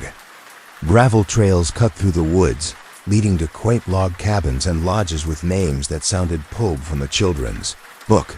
Owl's Nest, Caveman's Lodge, Dragon's Den. Quaint, almost ... If you didn't know what was happening behind. The scenes. The men drifting through the camp didn't look out of place. Khakis, polo shirts, loafers, but the confidence they carried, the way they spoke without hesitation, gave them away. These weren't ordinary men. They were decision makers, kingmakers. I passed two of them chatting near a carved bench. The Shanghai index drops exactly 17%, one said. We'll trigger the dip after Tokyo closes. The other replied, Nightfall's green lit. For October, make sure the secretary knows. Media blackout should last 72 hours. I kept walking, eyes forward, clipboard in hand. My cover as a logistics consultant gave me the freedom to move around and take mental notes. The phone they issued me, some kind of modified satellite device, had no outside connectivity. My real phone, like everyone else's, had been confiscated at the gate. The longer I stayed, the more I noticed the owls. They were everywhere, not friendly ones either. Not wide-eyed or wise-looking. These were carved into the trunks of trees and etched into stone walkways, slanted, sharp, and expressionless, like they were watching you. The largest owl was a 40-foot tall stone colossus, perched on an island at the center of an artificial lake. Its eyes seemed to glow, even in daylight. I stood at the water's edge, staring at it, feeling that same strange sense of ancient pressure I'd felt once in a crumbling temple overseas. Beautiful, isn't it? The voice came from behind me. I turned to see a man mid-70s. White hair combed to perfection. His face looked ageless, no wrinkles, no sag. His tan had that artificial polished glow of someone who spent winters in Palm Beach. His eyes were the lightest shade of blue I'd ever seen, almost translucent. He stepped beside me, hands in his pockets. The Owl of Bohemia, he said. Been standing watch here for over 100 years. Some say it's just symbolic. Others. He smiled faintly. Others know better. How so? I asked before I could stop myself. I wasn't supposed to engage. I was supposed to blend in, be forgettable. The man's teeth were perfect. Too perfect. "You'll see tonight, Mr. Gray," he said, using the alias on my forged ID. "The cremation of care waits for no man, not even consultants." Then he turned and walked away. That evening, something shifted. The air felt denser. Lighter conversations disappeared. Laughter gave way to silence. And out of those rustic cabins came figures cloaked in dark robes, hoods pulled low. Some held torches, others carried objects. Ritual tools, maybe. I couldn't identify them. Inside my cabin, I found my own robe laid out neatly on the bed. Black, heavy, musty. Next to it, a note typed in bold serif font. "Attendance is mandatory. Silence is sacred. The owl sees all." I put it on. We moved in near silence, hundreds of us, weaving through the darkened forest, lit only by torchlight.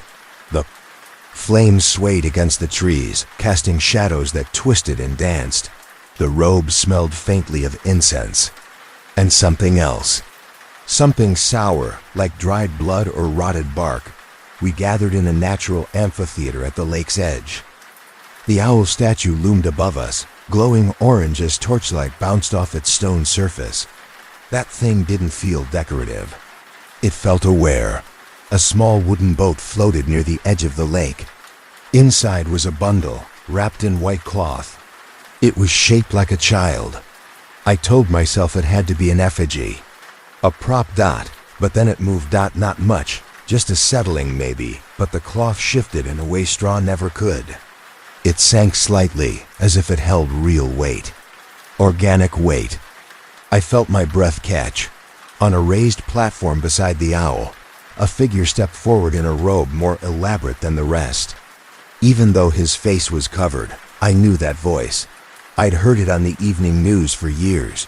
A former president.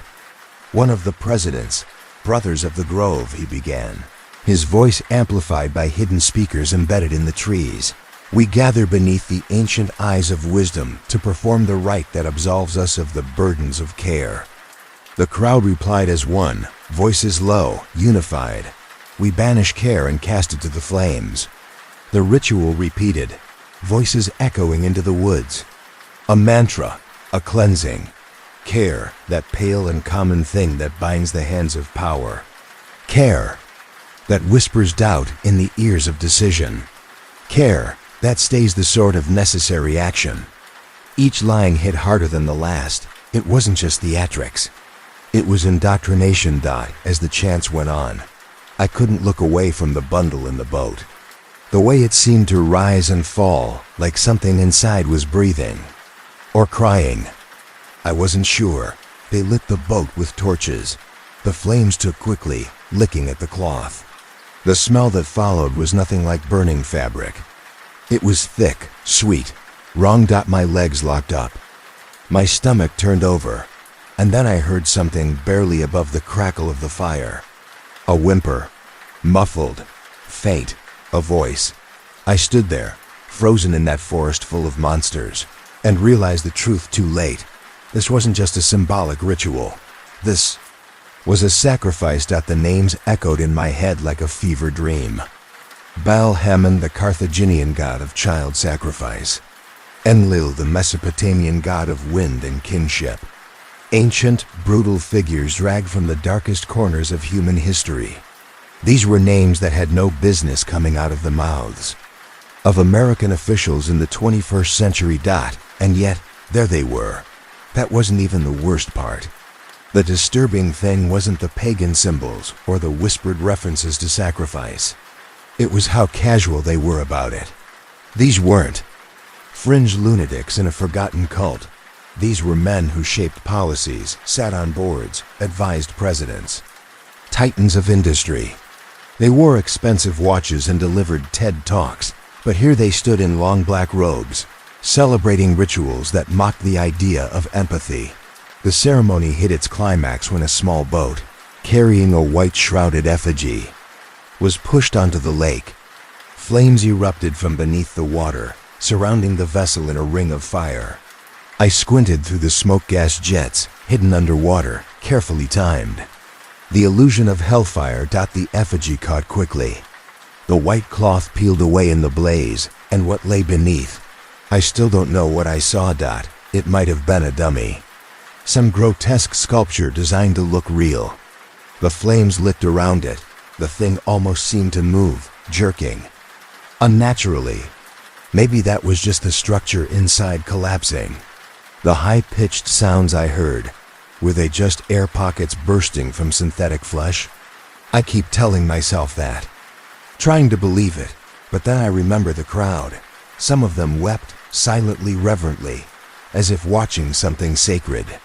Others cheered wild-eyed, grinning like children at a fireworks show. It wasn't just theater for them. It was worship. Real and raw and terrifying. As the fire died and people began to drift back toward their cabins, I turned to leave too, trying to blend in. That's when I felt a hand on my shoulder. Mr. Gray. A voice rasped. It was the old man from earlier, the one who'd given the welcome speech. He was still in his robes, eyes glinting in the dying firelight. "You've been invited to the inner circle gathering," he said. "It's a rare honor.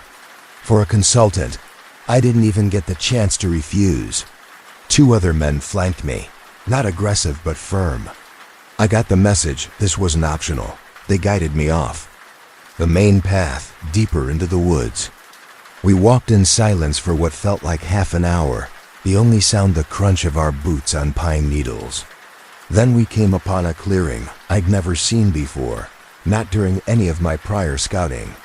A perfect circle carved into the forest, with a fire pit sunk deep into the bedrock in its center. Around it stood about 30 men, silent and waiting. This was no show. This was older, colder. They'd taken off their ceremonial robes and put on masks smooth, white bone shaped into owl faces. Their hollow eyes caught the firelight, making them look more like predators than people. Each movement they made was deliberate, practiced, ritualistic. This wasn't their first time. The man who'd led the lakeside ceremony stepped into the center of the circle. Without the authority of his title, his voice stripped of its usual confidence, he looked like just another servant. "Brothers of the Inner Grove," he said, "we gather to receive the wisdom of the Ancient Ones and to consecrate the plans that will shape the world's destiny." The reply was instant and chilling. Not English, not even Latin, a language that scraped at the inside of my brain like rusted wire. Harsh syllables, guttural sounds, primal, terrifying. Then something clicked out of an extinct Mesopotamian tongue. My Navy intelligence training taught me to recognize fragments of it from old audio, mostly from declassified occult research, dead for millennia. But here it was, spoken fluidly. They were chanting names. Names that hadn't been uttered since Babylon fell. Names tied to blood, to conquest, to sacrifice. Symbols were traced in the ash. I recognized them. Not movie magic nonsense, but specific sigils I'd seen in B-Ultra case files. The CIA had tried this in the 60s, ritual programming, deep code conditioning. Supposedly abandoned in the 70s. Supposedly. Maps were unrolled on the ground economic regions. Key resource points, population densities. No borders, no flags, just targets. They spoke freely, a mix of English and Adian, switching fluidly like diplomats at a summit. Only this summit wasn't about trade agreements. It was about collapse, about resetting the world from the inside. "Out, we must awaken the sleepers," one said. "The old seals are weak," said another. "In the name of those who wait in the deep places," the rest replied in unison. "Let the work continue." I was crouched just beyond the light, my breath shallow, sweat running down my spine. My recorder hidden in my shoe was capturing it all. But by then, I wasn't sure it would ever see the light of day. I wasn't sure I would, because what I was witnessing wasn't just politics. It wasn't corruption. It was belief. These men believed truly, completely, that they served something bigger, older, inhuman. Whether those things were real didn't even matter. Their faith was real, and they were rewriting the future based on it. The ritual stretched till dawn. One by one, they drank from a silver cup black liquid inside that shimmered oddly in the firelight. Some of them convulsed after drinking, eyes rolling back, bodies shaking. No one batted an eye. When it was done, they removed their masks. I recognized them all. Former presidents, sitting senators, CEOs whose products were in every American home, military brass. They exchanged small talk, quiet laughs, deals made, favors promised, like a quarterly board meeting, only darker. I made it back to my cabin just as sunlight pierced through the redwoods. My hand shook unlocking the door. My forged ID badge was burning a hole in my pocket. I'd played my part well too well. People had started noticing, watching, smiling like they knew what I was, or what I wasn't. I had to get out, but not yet. There was one last place, one I'd seen on my first day, tucked away from the rest of the compound. The lodge marked Styx, harmless name, easy to overlook. But it had its own service road, unlisted on the guest maps. No foot traffic, no one mentioned it. But it was there. The lodge looked normal from the outside. Wood beams, forest green siding, nothing flashy. But the tech? Top-tier. Biometric locks, pulse sensors that could read your heartbeat through walls, electromagnetic shielding. I'd seen less security at black sites, whatever they were keeping in. There, it wasn't just files, and I was going to find out. Fortunately, the person who'd sent me that anonymous email, the one who'd started this whole mess, had thought of everything. Along with the forged access pass, they'd hidden a small USB stick in the lining of my jacket. It looked like any cheap thumb drive you'd find at a drugstore, but I knew better. The moment I plugged it into the lodge's security terminal, it did exactly what I hoped. It disabled the biometric sensors for exactly 6 minutes and spit out a rotating list of bypass codes. No alarms, no blinking lights. Just a window of opportunity. Whoever they were, they had planned every second of this infiltration. Inside, the lodge looked normal, rustic, cozy, even. A gas fireplace flickered beside a leather armchair and books. Lined wooden shelves, but something was off. Too perfect. Too clean. I scanned the room and found it. A small gap between the bookshelf and the wall, like it had been moved one too many times.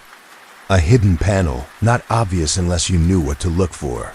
Behind it, a narrow staircase led down into the earth. The steps weren't modern. They were chiseled from solid rock, the kind of work you'd expect from a cathedral foundation, not a weekend retreat. Modern wiring had been retrofitted into ancient sconces, casting a dull yellow glow along the damp stone walls. I descended slowly, every step colder than the last dot at the bottom. A thick oak door barred the way. It opened with a groan into a massive underground chamber that stole the breath from my lungs. This space shouldn't have existed. It stretched far beyond the footprint of the lodge above. Stone shelves lined the walls, sagging under the weight of leather-bound tomes, scrolls, and strange relics that looked like they belonged in a museum or an evidence locker. In the center stood a monolithic table made from a single slab of black stone. It was massive, ancient, and covered in an assortment of documents that looked like they'd been stolen from every major government on the planet. I started with the journals. One was labeled 1923 to 1945. The handwriting was neat, looping, elegant, but the words inside chilled me. The European situation proceeds according to plan. Our Berlin associates remain obedient, convinced they serve the Reich when in truth they serve the ancient ones.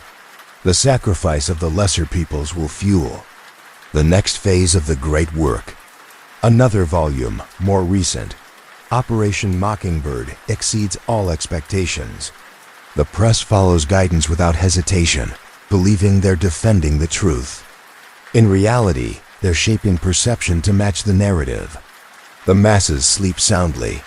It got worse. I moved to the table in the center and scanned the blueprints and files. It felt like being hit by a tidal wave of truth I wasn't meant to survive. Plans for the Patriot Act stamped and dated 6 months before. September 11, 2001. Full operational outlines for the Iraq invasion, complete with fabricated intel reports about WMDs. Algorithm prototypes for social media platforms, not designed to connect people, but to fracture them into isolated, controllable tribes. Documents labeled Pandemic Response Protocol, Tier 3, focused less on healthcare and more on mass compliance and biometric tracking.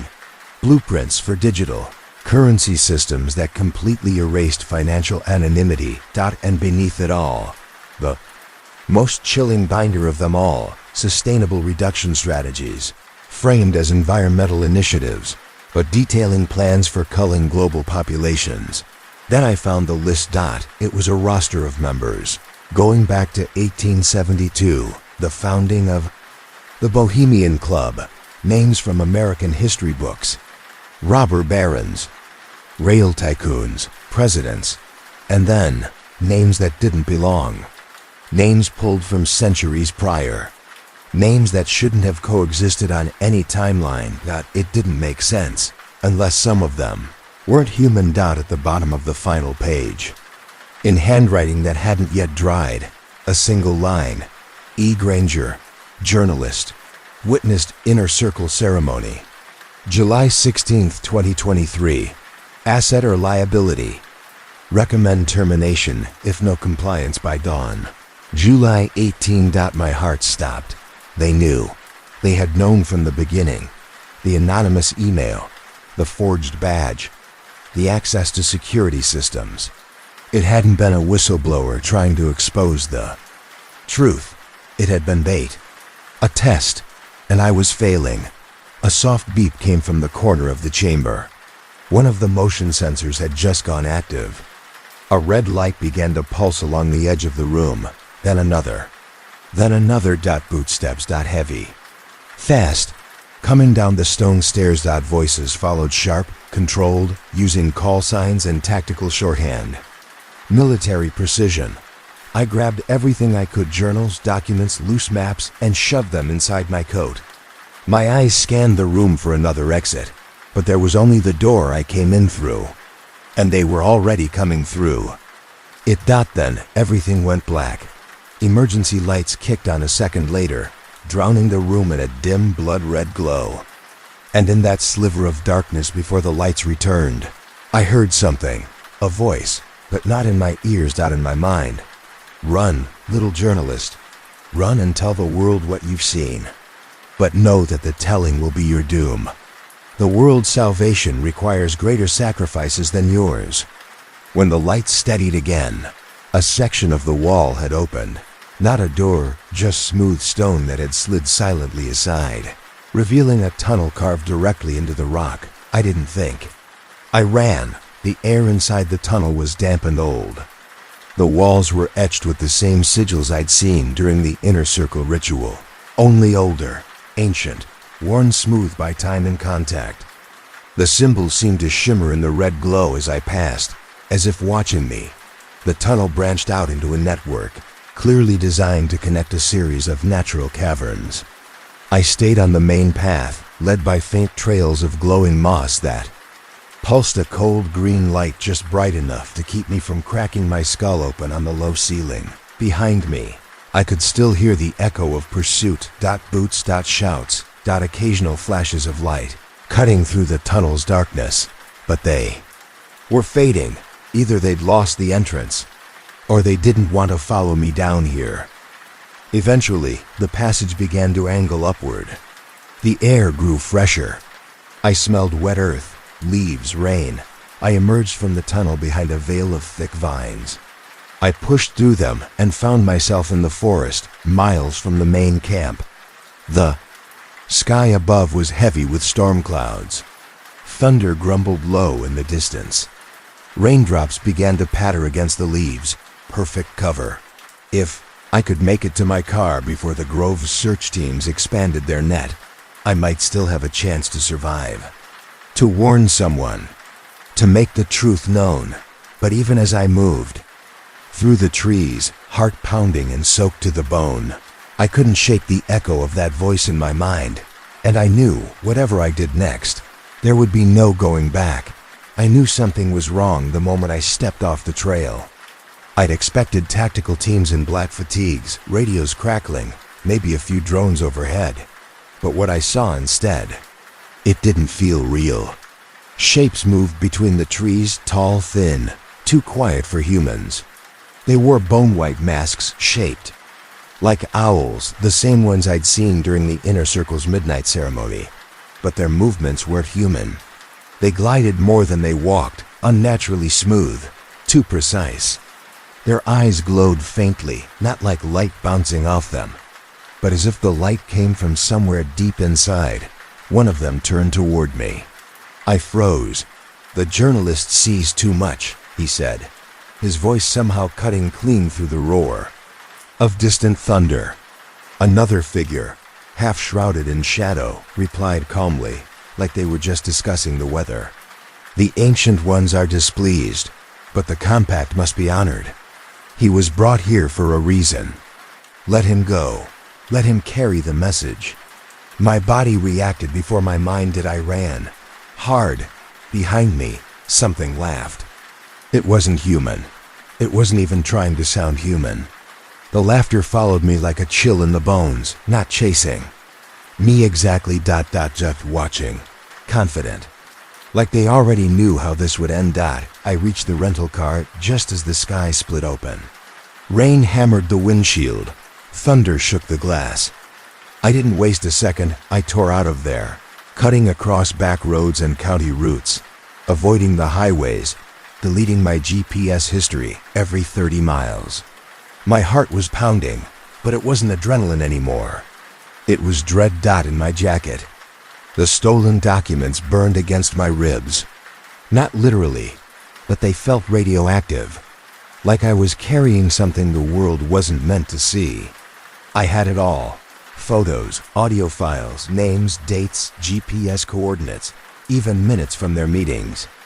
I uploaded everything to a secure offshore server in Iceland, encrypted and mirrored across anonymous networks. I sent backups to trusted friends under fake usernames. Within 6 hours, every copy was gone. Wiped, corrupted. My apartment had been torn apart while I was still at the internet cafe.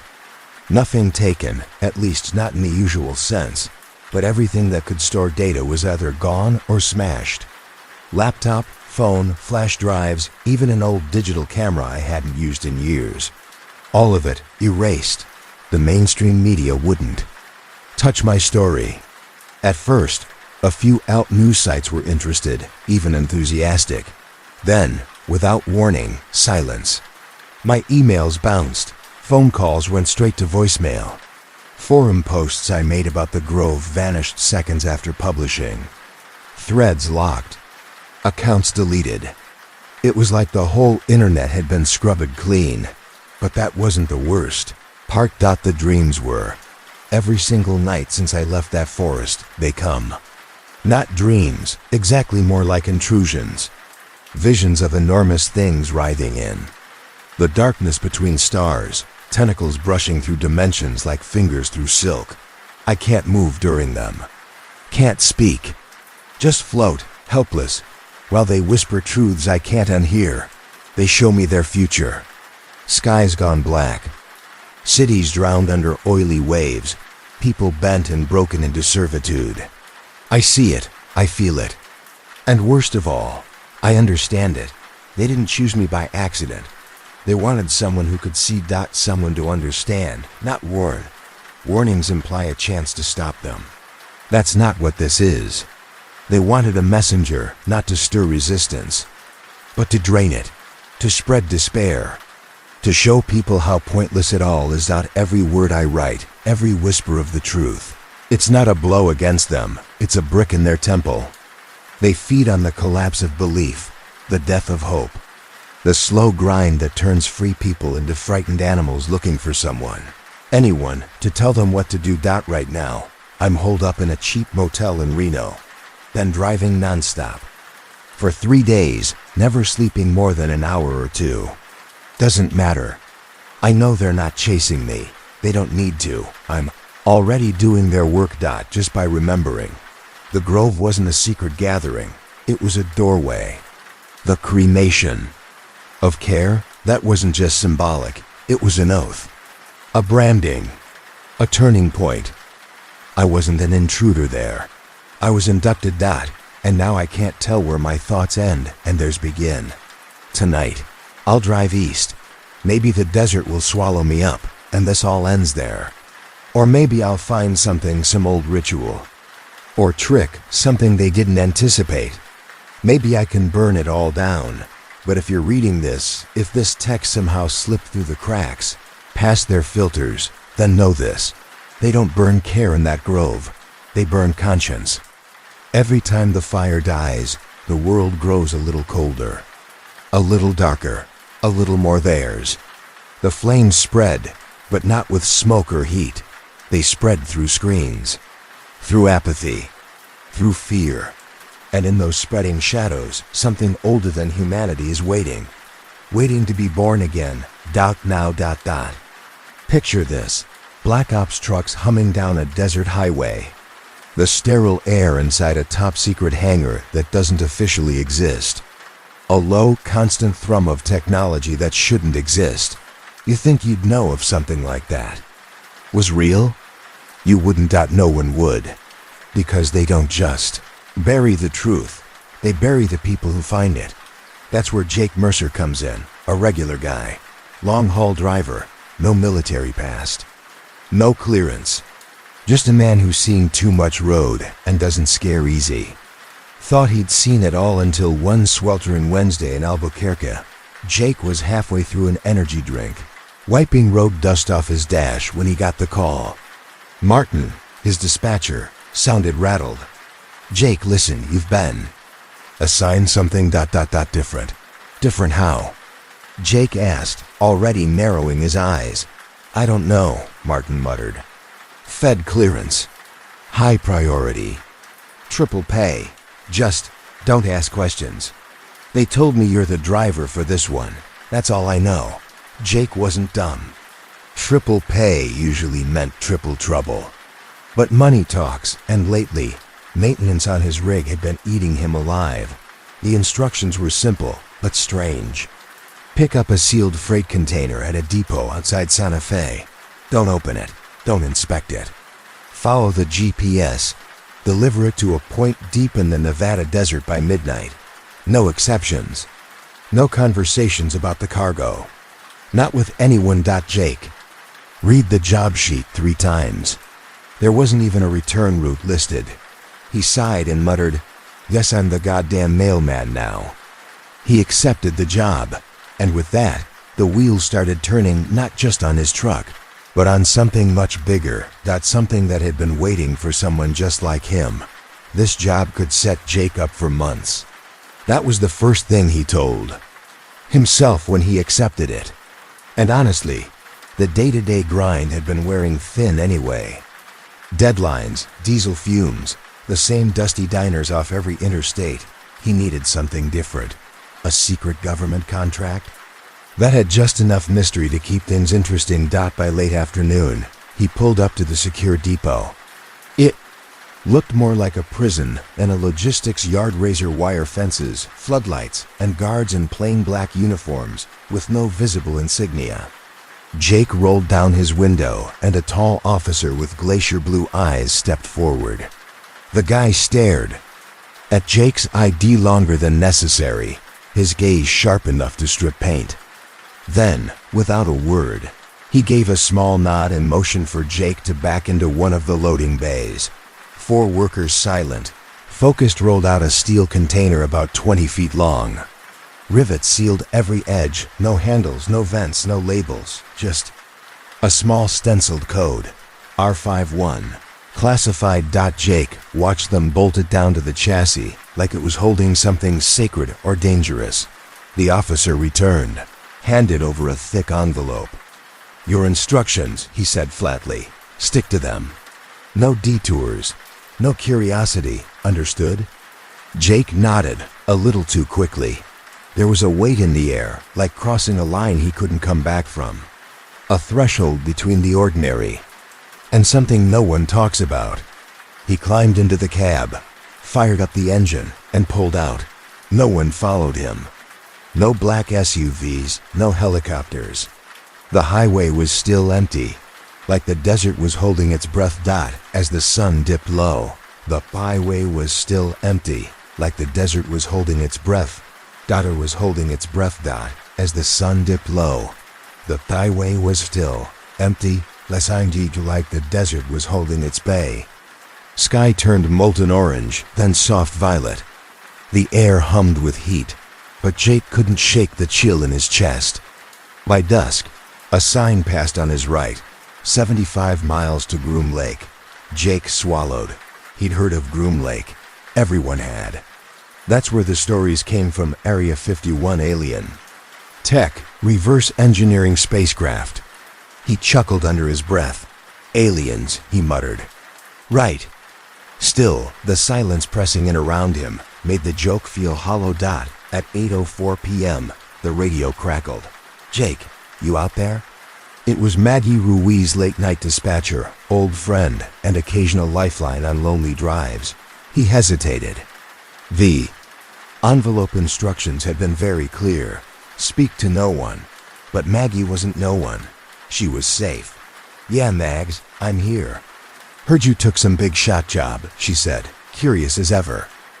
Jake hesitated again, then let out a breath. Government gig. Pays well. Oh, hush-hush duty. You could say that. Well, I'm on the line if you need me. Don't let the men in black snatch you up. She laughed, but Jake could hear the curiosity underneath it. He smiled despite himself. After the call, silence returned. Just the hum of the engine, the steady thrum of tires on asphalt. But his mind wouldn't settle. Why all the secrecy? A prototype weapon? Black site delivery? Not your place to ask, he reminded himself. Then he heard it clang. A sharp metallic sound, like something knocking inside the container. His muscles tensed. That thing was sealed tight. There shouldn't be any noise. Maybe something shifting. Maybe just road vibrations. Still. It happened again, then again. Every few minutes, a soft clang that wasn't quite rhythmic, wasn't quite random either. For 30 straight minutes, it tapped like a prisoner sending a message. Jake's hands stayed tight on the wheel, but his thoughts were spiraling. Could something be alive in there? The road became darker, lonelier. Only 60 miles to go. He had no plans to stop. The envelope had said as much. No stops. No contact. But then he glanced at the fuel gauge. Shit. He single quotes miscalculated. If he didn't refuel, he risked stalling short of the drop point. No way out of that without drawing attention. He spotted a truck stop on the map 10 miles ahead. Small place. Perfect. Fewer eyes. By 9:30, he pulled in. The place looked like a leftover from the 70s. Buzzing neon signs. A dusty diner clinging to life. Only 2 other vehicles were there. A rusted-out station wagon and a battered old pickup. Jake filled the tank quickly, trying not to draw attention. He stepped inside to pay, nodding at the elderly cashier who didn't seem to care about anything outside his register. As Jake reached for his wallet, he felt something slip into his back pocket. He spun around, alert. No one was close. Just the cashier slowly bagging some groceries for a trucker. Jake stepped outside, heart thudding, and pulled the paper from his pocket. Scrawled in shaky penmanship. You're delivering more than cargo. Watch your back. That was it. No name. Number. Explanation. His pulse jumped. Who wrote it? Someone inside? The pickup guy? The cashier? He didn't wait to find out. Jake shoved the note deep into his pocket, ran to the cab, and slammed the door shut. The container sat there, gleaming in the moonlight like it was holding its breath. Watch my back. He muttered, eyes fixed on it. The earlier clang echoed. In his memory, his curiosity wasn't just gnawing, it was screaming. Whatever was inside ... Someone thought he needed a warning. Jake climbed down and opened the side compartment, pulling out a crowbar. "Screw it," he said. "Better too." No then wonder. He approached the container. Every step felt heavier. He slid the crowbar under a seam, heart hammering in his chest. The metal groaned. Bit by bit, it gave way. A sterile chemical smell drifted out, something sharp and medical. Jake peered inside. The interior was dark, but enough moonlight filtered in to reveal what was waiting. A heavy pod, reinforced steel, bolted to the floor. A thick, fogged-over glass window. Empty. Straps hung limp from either side, clearly meant to hold something in place, but there was nothing inside. Jake's throat went dry. Something had been in there. Now it wasn't, and if it wasn't still inside, the container, then it was out. His brain raced. Could it be in the lot, following him? Had he already seen it without realizing? Another clang rang out behind him. He spun, crowbar ready. Nothing, just shadows, flickering neon, and silence. He slammed the panel shut best he could anyway. The seal was loose now. Anyone who looked closely would know it had been tampered with. He didn't care. He scrambled back into the truck and hit the gas.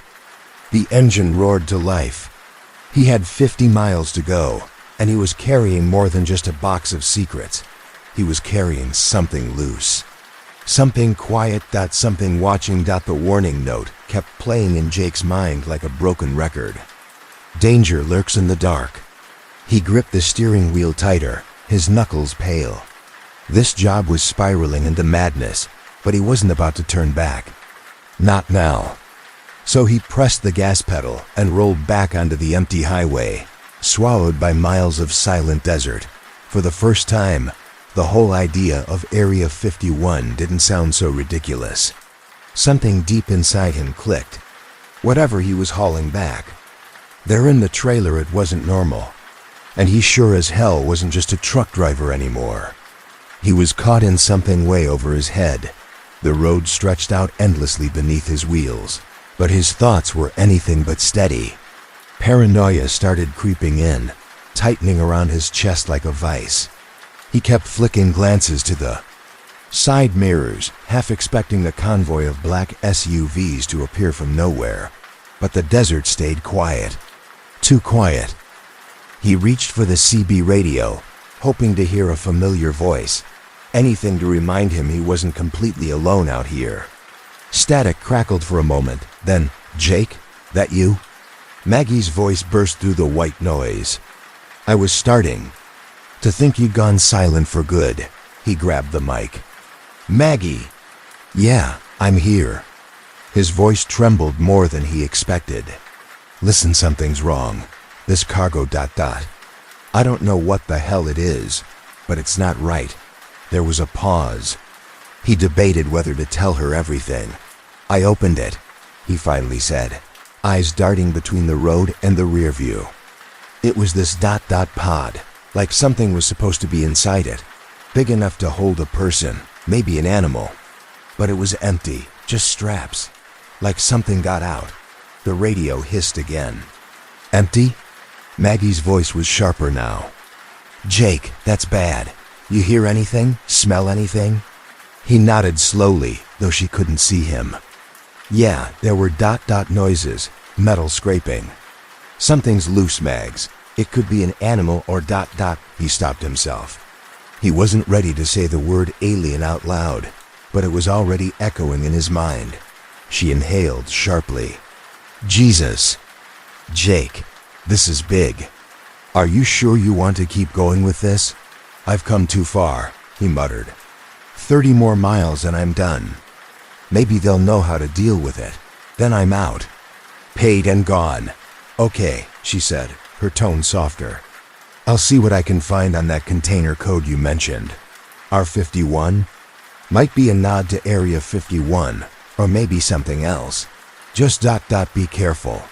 "Thanks," Jake replied, then clicked the mic off. He felt a flicker of comfort, knowing someone was looking out for him, but the desert night dragged on, pulling him deeper into the unknown. A battered metal sign loomed ahead, restricted. Access authorized personnel only, lethal force permitted. His GPS chimed, still guiding him forward.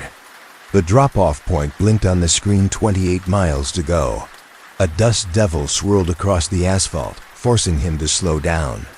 For a second, he caught the shimmer of headlights behind him, but when he looked, again there was nothing. Just empty road and the hum of paranoia. Keep driving. The road narrowed. Chain-link fences rose on either side, lined with nitrogen monoxide trespassing signs. Everything about this place screamed secrecy. At exactly 11:20 p.m., the GPS announced, "You have arrived at your destination." Jake rolled to a stop in front of a towering automated gate. A speaker buzzed to life. "State your clearance code," said a cold robotic voice. He fumbled through his envelope, hands shaking until he found the plastic badge with the code. "A clearance code 97AXK, he read into the speaker. Gate groaned and slid open. Jake muttered to himself, "No turning back now." Past the gate, rows of hangars and low concrete buildings stretched across the compound. Dim lights bathed everything in a pale glow. Soldiers moved in the distance, dark silhouettes against the sterile light. Flashing orange cones guided him to a massive ramp that led underground. The entrance looked like the mouth of a bunker, dark, deep, and waiting. 2 armed men signaled him to stop. One pointed him toward a massive elevator platform, big enough for his entire rig. As it lowered, the light faded and the walls around him turned to gray concrete. Jake's heart pounded. He was going underground, deep into whatever this place really was. The elevator stopped with a hiss of hydraulics. The floor below was brightly lit, almost too clean. A sterile mechanical glow bounced off every surface. Armed guards approached, weapons at their sides. One of them shouted, "Kill the engine. Step out hands where we can see them."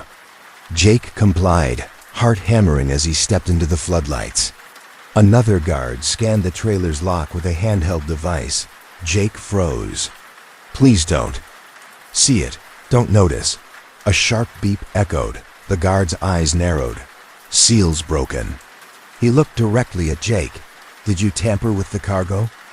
Jake forced himself to breathe. "No, it must have come loose while driving." Bumpy stretch before the checkpoint. The guard didn't look convinced, but before things escalated, a tall man in a dark suit stepped forward. No badge, no name, just presence. "Take the container," he ordered the guards. "I'll deal with the driver." He turned to Jake with icy eyes. "I'm Agent Nathan Cole. Follow me." Jake didn't argue. They passed through steel doors into a hallway that felt like it had no end, just walls, sealed rooms, and silence. Cole finally stopped in a small waiting area. 2 chairs, no windows. 1 stone-faced guard. "You are not to speak of anything you've seen here," Cole said. "I assume you read the contract," Jake swallowed. "Yeah, I did." "Good," Cole said, smiling faintly but not kindly. "Because if you break your silence, Dwal will know. We always know." He turned and left, slamming the door behind him. Jake sat. Minutes ticked by. Then an hour. He stared at the wall, mind racing. The empty pod, the scraping metal, the warning note. Something was loose in here. He couldn't shake the feeling that it wasn't over. He hadn't seen the last of it. Then the siren blared, harsh, deafening. Echoing down the corridor, the guard stiffened, hand to his earpiece. A muffled voice broke through. "We have a breach. Unidentified subject loose in Sector C. Lock down all access points." Jake's eyes widened. Sector Key wasn't that where? They took the trailer? The guard bolted out without a word. Jake stood frozen. Alone, he made a decision in the pit of his gut. If something broke out, I'm not dying here. he slipped into the corridor. Red lights strobed across the ceiling. Shadows danced across the floor. Around the corner, a group of soldiers rushed past him, heading toward the source of the chaos. None of them looked at him. A sign caught his eye. Warehouse access, authorized personnel only. His heart pounded. That's where they'd taken the cargo. He didn't know what he expected to find: answers, closure, a way out. But he knew one thing. He couldn't walk away without knowing what the hell was in that pod. Because once the lockdown lifted, Jake knew they'd probably detain him, maybe worse. If he witnessed something incriminating, maybe he could use it as leverage. That thought alone pushed him forward. Steeling his nerves, he slipped through the unguarded door and quietly descended a short staircase. The steps led into a wide, cavernous chamber that stretched out like an underground aircraft hangar. The fluorescent lights above flickered with a harsh, buzzing hum, casting everything in cold, sterile white. Rows of metallic crates, sealed pods, and strange cargo lay stacked in careful order across the concrete floor. But near the center, resting on a heavy-duty rolling dolly, was his container, the same one he had hauled through the desert. The panel he'd pried open with his crowbar still hung ajar. Around it stood at least a dozen armed personnel, rifles slung tight and fingers twitching near their triggers. And crouched beside the open container, partially hidden behind an instrument cart, was a thin, pale man in a lab coat. Adjusting a console with trembling hands, Jake blinked. He knew that face. That's Dr. Eli Vuss. He'd seen him before, in a news article about experimental propulsion research, or maybe some secretive congressional hearing. But the man before him now looked nothing like the photos. Voss looked older, hollow, like someone who hadn't slept in days. His eyes darted nervously, and his jaw clenched like he was one step away from losing control. Jake dropped into a crouch behind a stack of crates and edged closer, careful not to draw attention. Inside the container, strange tech pulsed faintly. Metallic objects with glowing circuit-like veins lined the walls. In the center sat an empty cylindrical capsule, just large enough for ... something. It was clear now. Something had been in that pod. Something that wasn't there anymore. Voss worked frantically, tapping commands into a portable terminal. His hands trembled. Then a soldier's voice burst out over the intercom. Movement in the ventilation shaft. Sector C. Instantly, tension snapped through the room. The soldiers shouted and raised their rifles. One barked, "Weapons hot!" A dark flicker passed along the far wall. It was fast, inhumanly fast, and impossibly tall, and narrow. Jake felt ice crawl down his spine. That's it. A gunshot rang out. "Hold your fire," another soldier screamed. "We need it alive." Someone else raised a long-barreled tranquilizer. Rifle. Jake held his breath, his heart pounding in his ears. Then just as suddenly as it appeared, the shadow vanished from the wall and reappeared on the ceiling, upside down. Moving like it didn't obey gravity, gunfire exploded. Muzzle flashes lit up the space in violent bursts. A high-pitched hiss cut through the chaos, not like any sound Jake had ever heard. It was shrill, unnatural, something that made his skin crawl and his knees weak. Then, silence. A scream tore through the stillness. Jake's instincts begged him to run, but his body stayed frozen. He couldn't tear his eyes away from the ceiling, where the thing skittered like a spider. Soldiers cursed, trying to keep their rifles trained upward. Amid the chaos, Dr. Voss spun around, scanning the space until his gaze landed on Jake, crouched behind the crate. For a split second, Voss froze. Recognition flickered across his face. Jake expected him to shout, to call security, but instead, the scientist mouthed the words, "Get out." Jake's breath hitched. He wasn't sure if he could trust the man, but then Voss made a sharp motion, pointing to a door marked "Exit." Vehicle hangar, that was enough. Jake nodded, trying to stay low, heart hammering in his chest. Then, Without warning, another alarm wailed louder this time, more urgent. The lights flickered again, then dimmed. Darkness spilled into the hangar. The air grew heavy, colder. Jake didn't know if it was the temperature dropping or just the sweat chilling on his back. The fluorescent tubes buzzed and sputtered, casting uneven pools of dim light. Shadows warped and stretched across the concrete floor, and the thing, whatever it was, darted through those shadows, barely visible except in the corner of Jake's vision. Voss took off, sprinting clumsily between crates, nearly falling. Jake followed, keeping low, boots slipping slightly on the polished floor. Gunfire erupted again behind them. Then clang. A massive crash echoed through the space, like metal tearing. Another scream. Then nothing. Silence again. Not the peaceful kind, the kind that presses down on your chest. Jake and Voss reached the door marked Exit Vehicle. Hangar. Voss grabbed the electronic panel and swiped a KEYCARD. Beep. Red light. Access denied. He swiped again. Red. Damn it. Voss cursed, slapping the panel. They've initiated full lockdown. I don't have the right clearance anymore. He turned to Jake, his face pale, his breath ragged. We have to find another exit. Jake swallowed. His throat was dry. What is that thing? Did it come from the container? Voss closed his eyes. Just for a moment. When he opened them, something haunted lingered behind his glasses. Yes, he said softly. It's not from here. We recovered it from a crash site in northern Nevada 2 years ago. It's partially biological, partially synthetic. We call it Xenoform Beta. He hesitated. It was sedated, contained. But once your container was breached, He trailed off. Jake stared at him, stunned. You're saying that thing? It's loose because I opened the damn door? Voss gave him a complicated look, equal parts regret and blame. Jake's stomach turned. This is insane, he whispered. We need to get the hell out.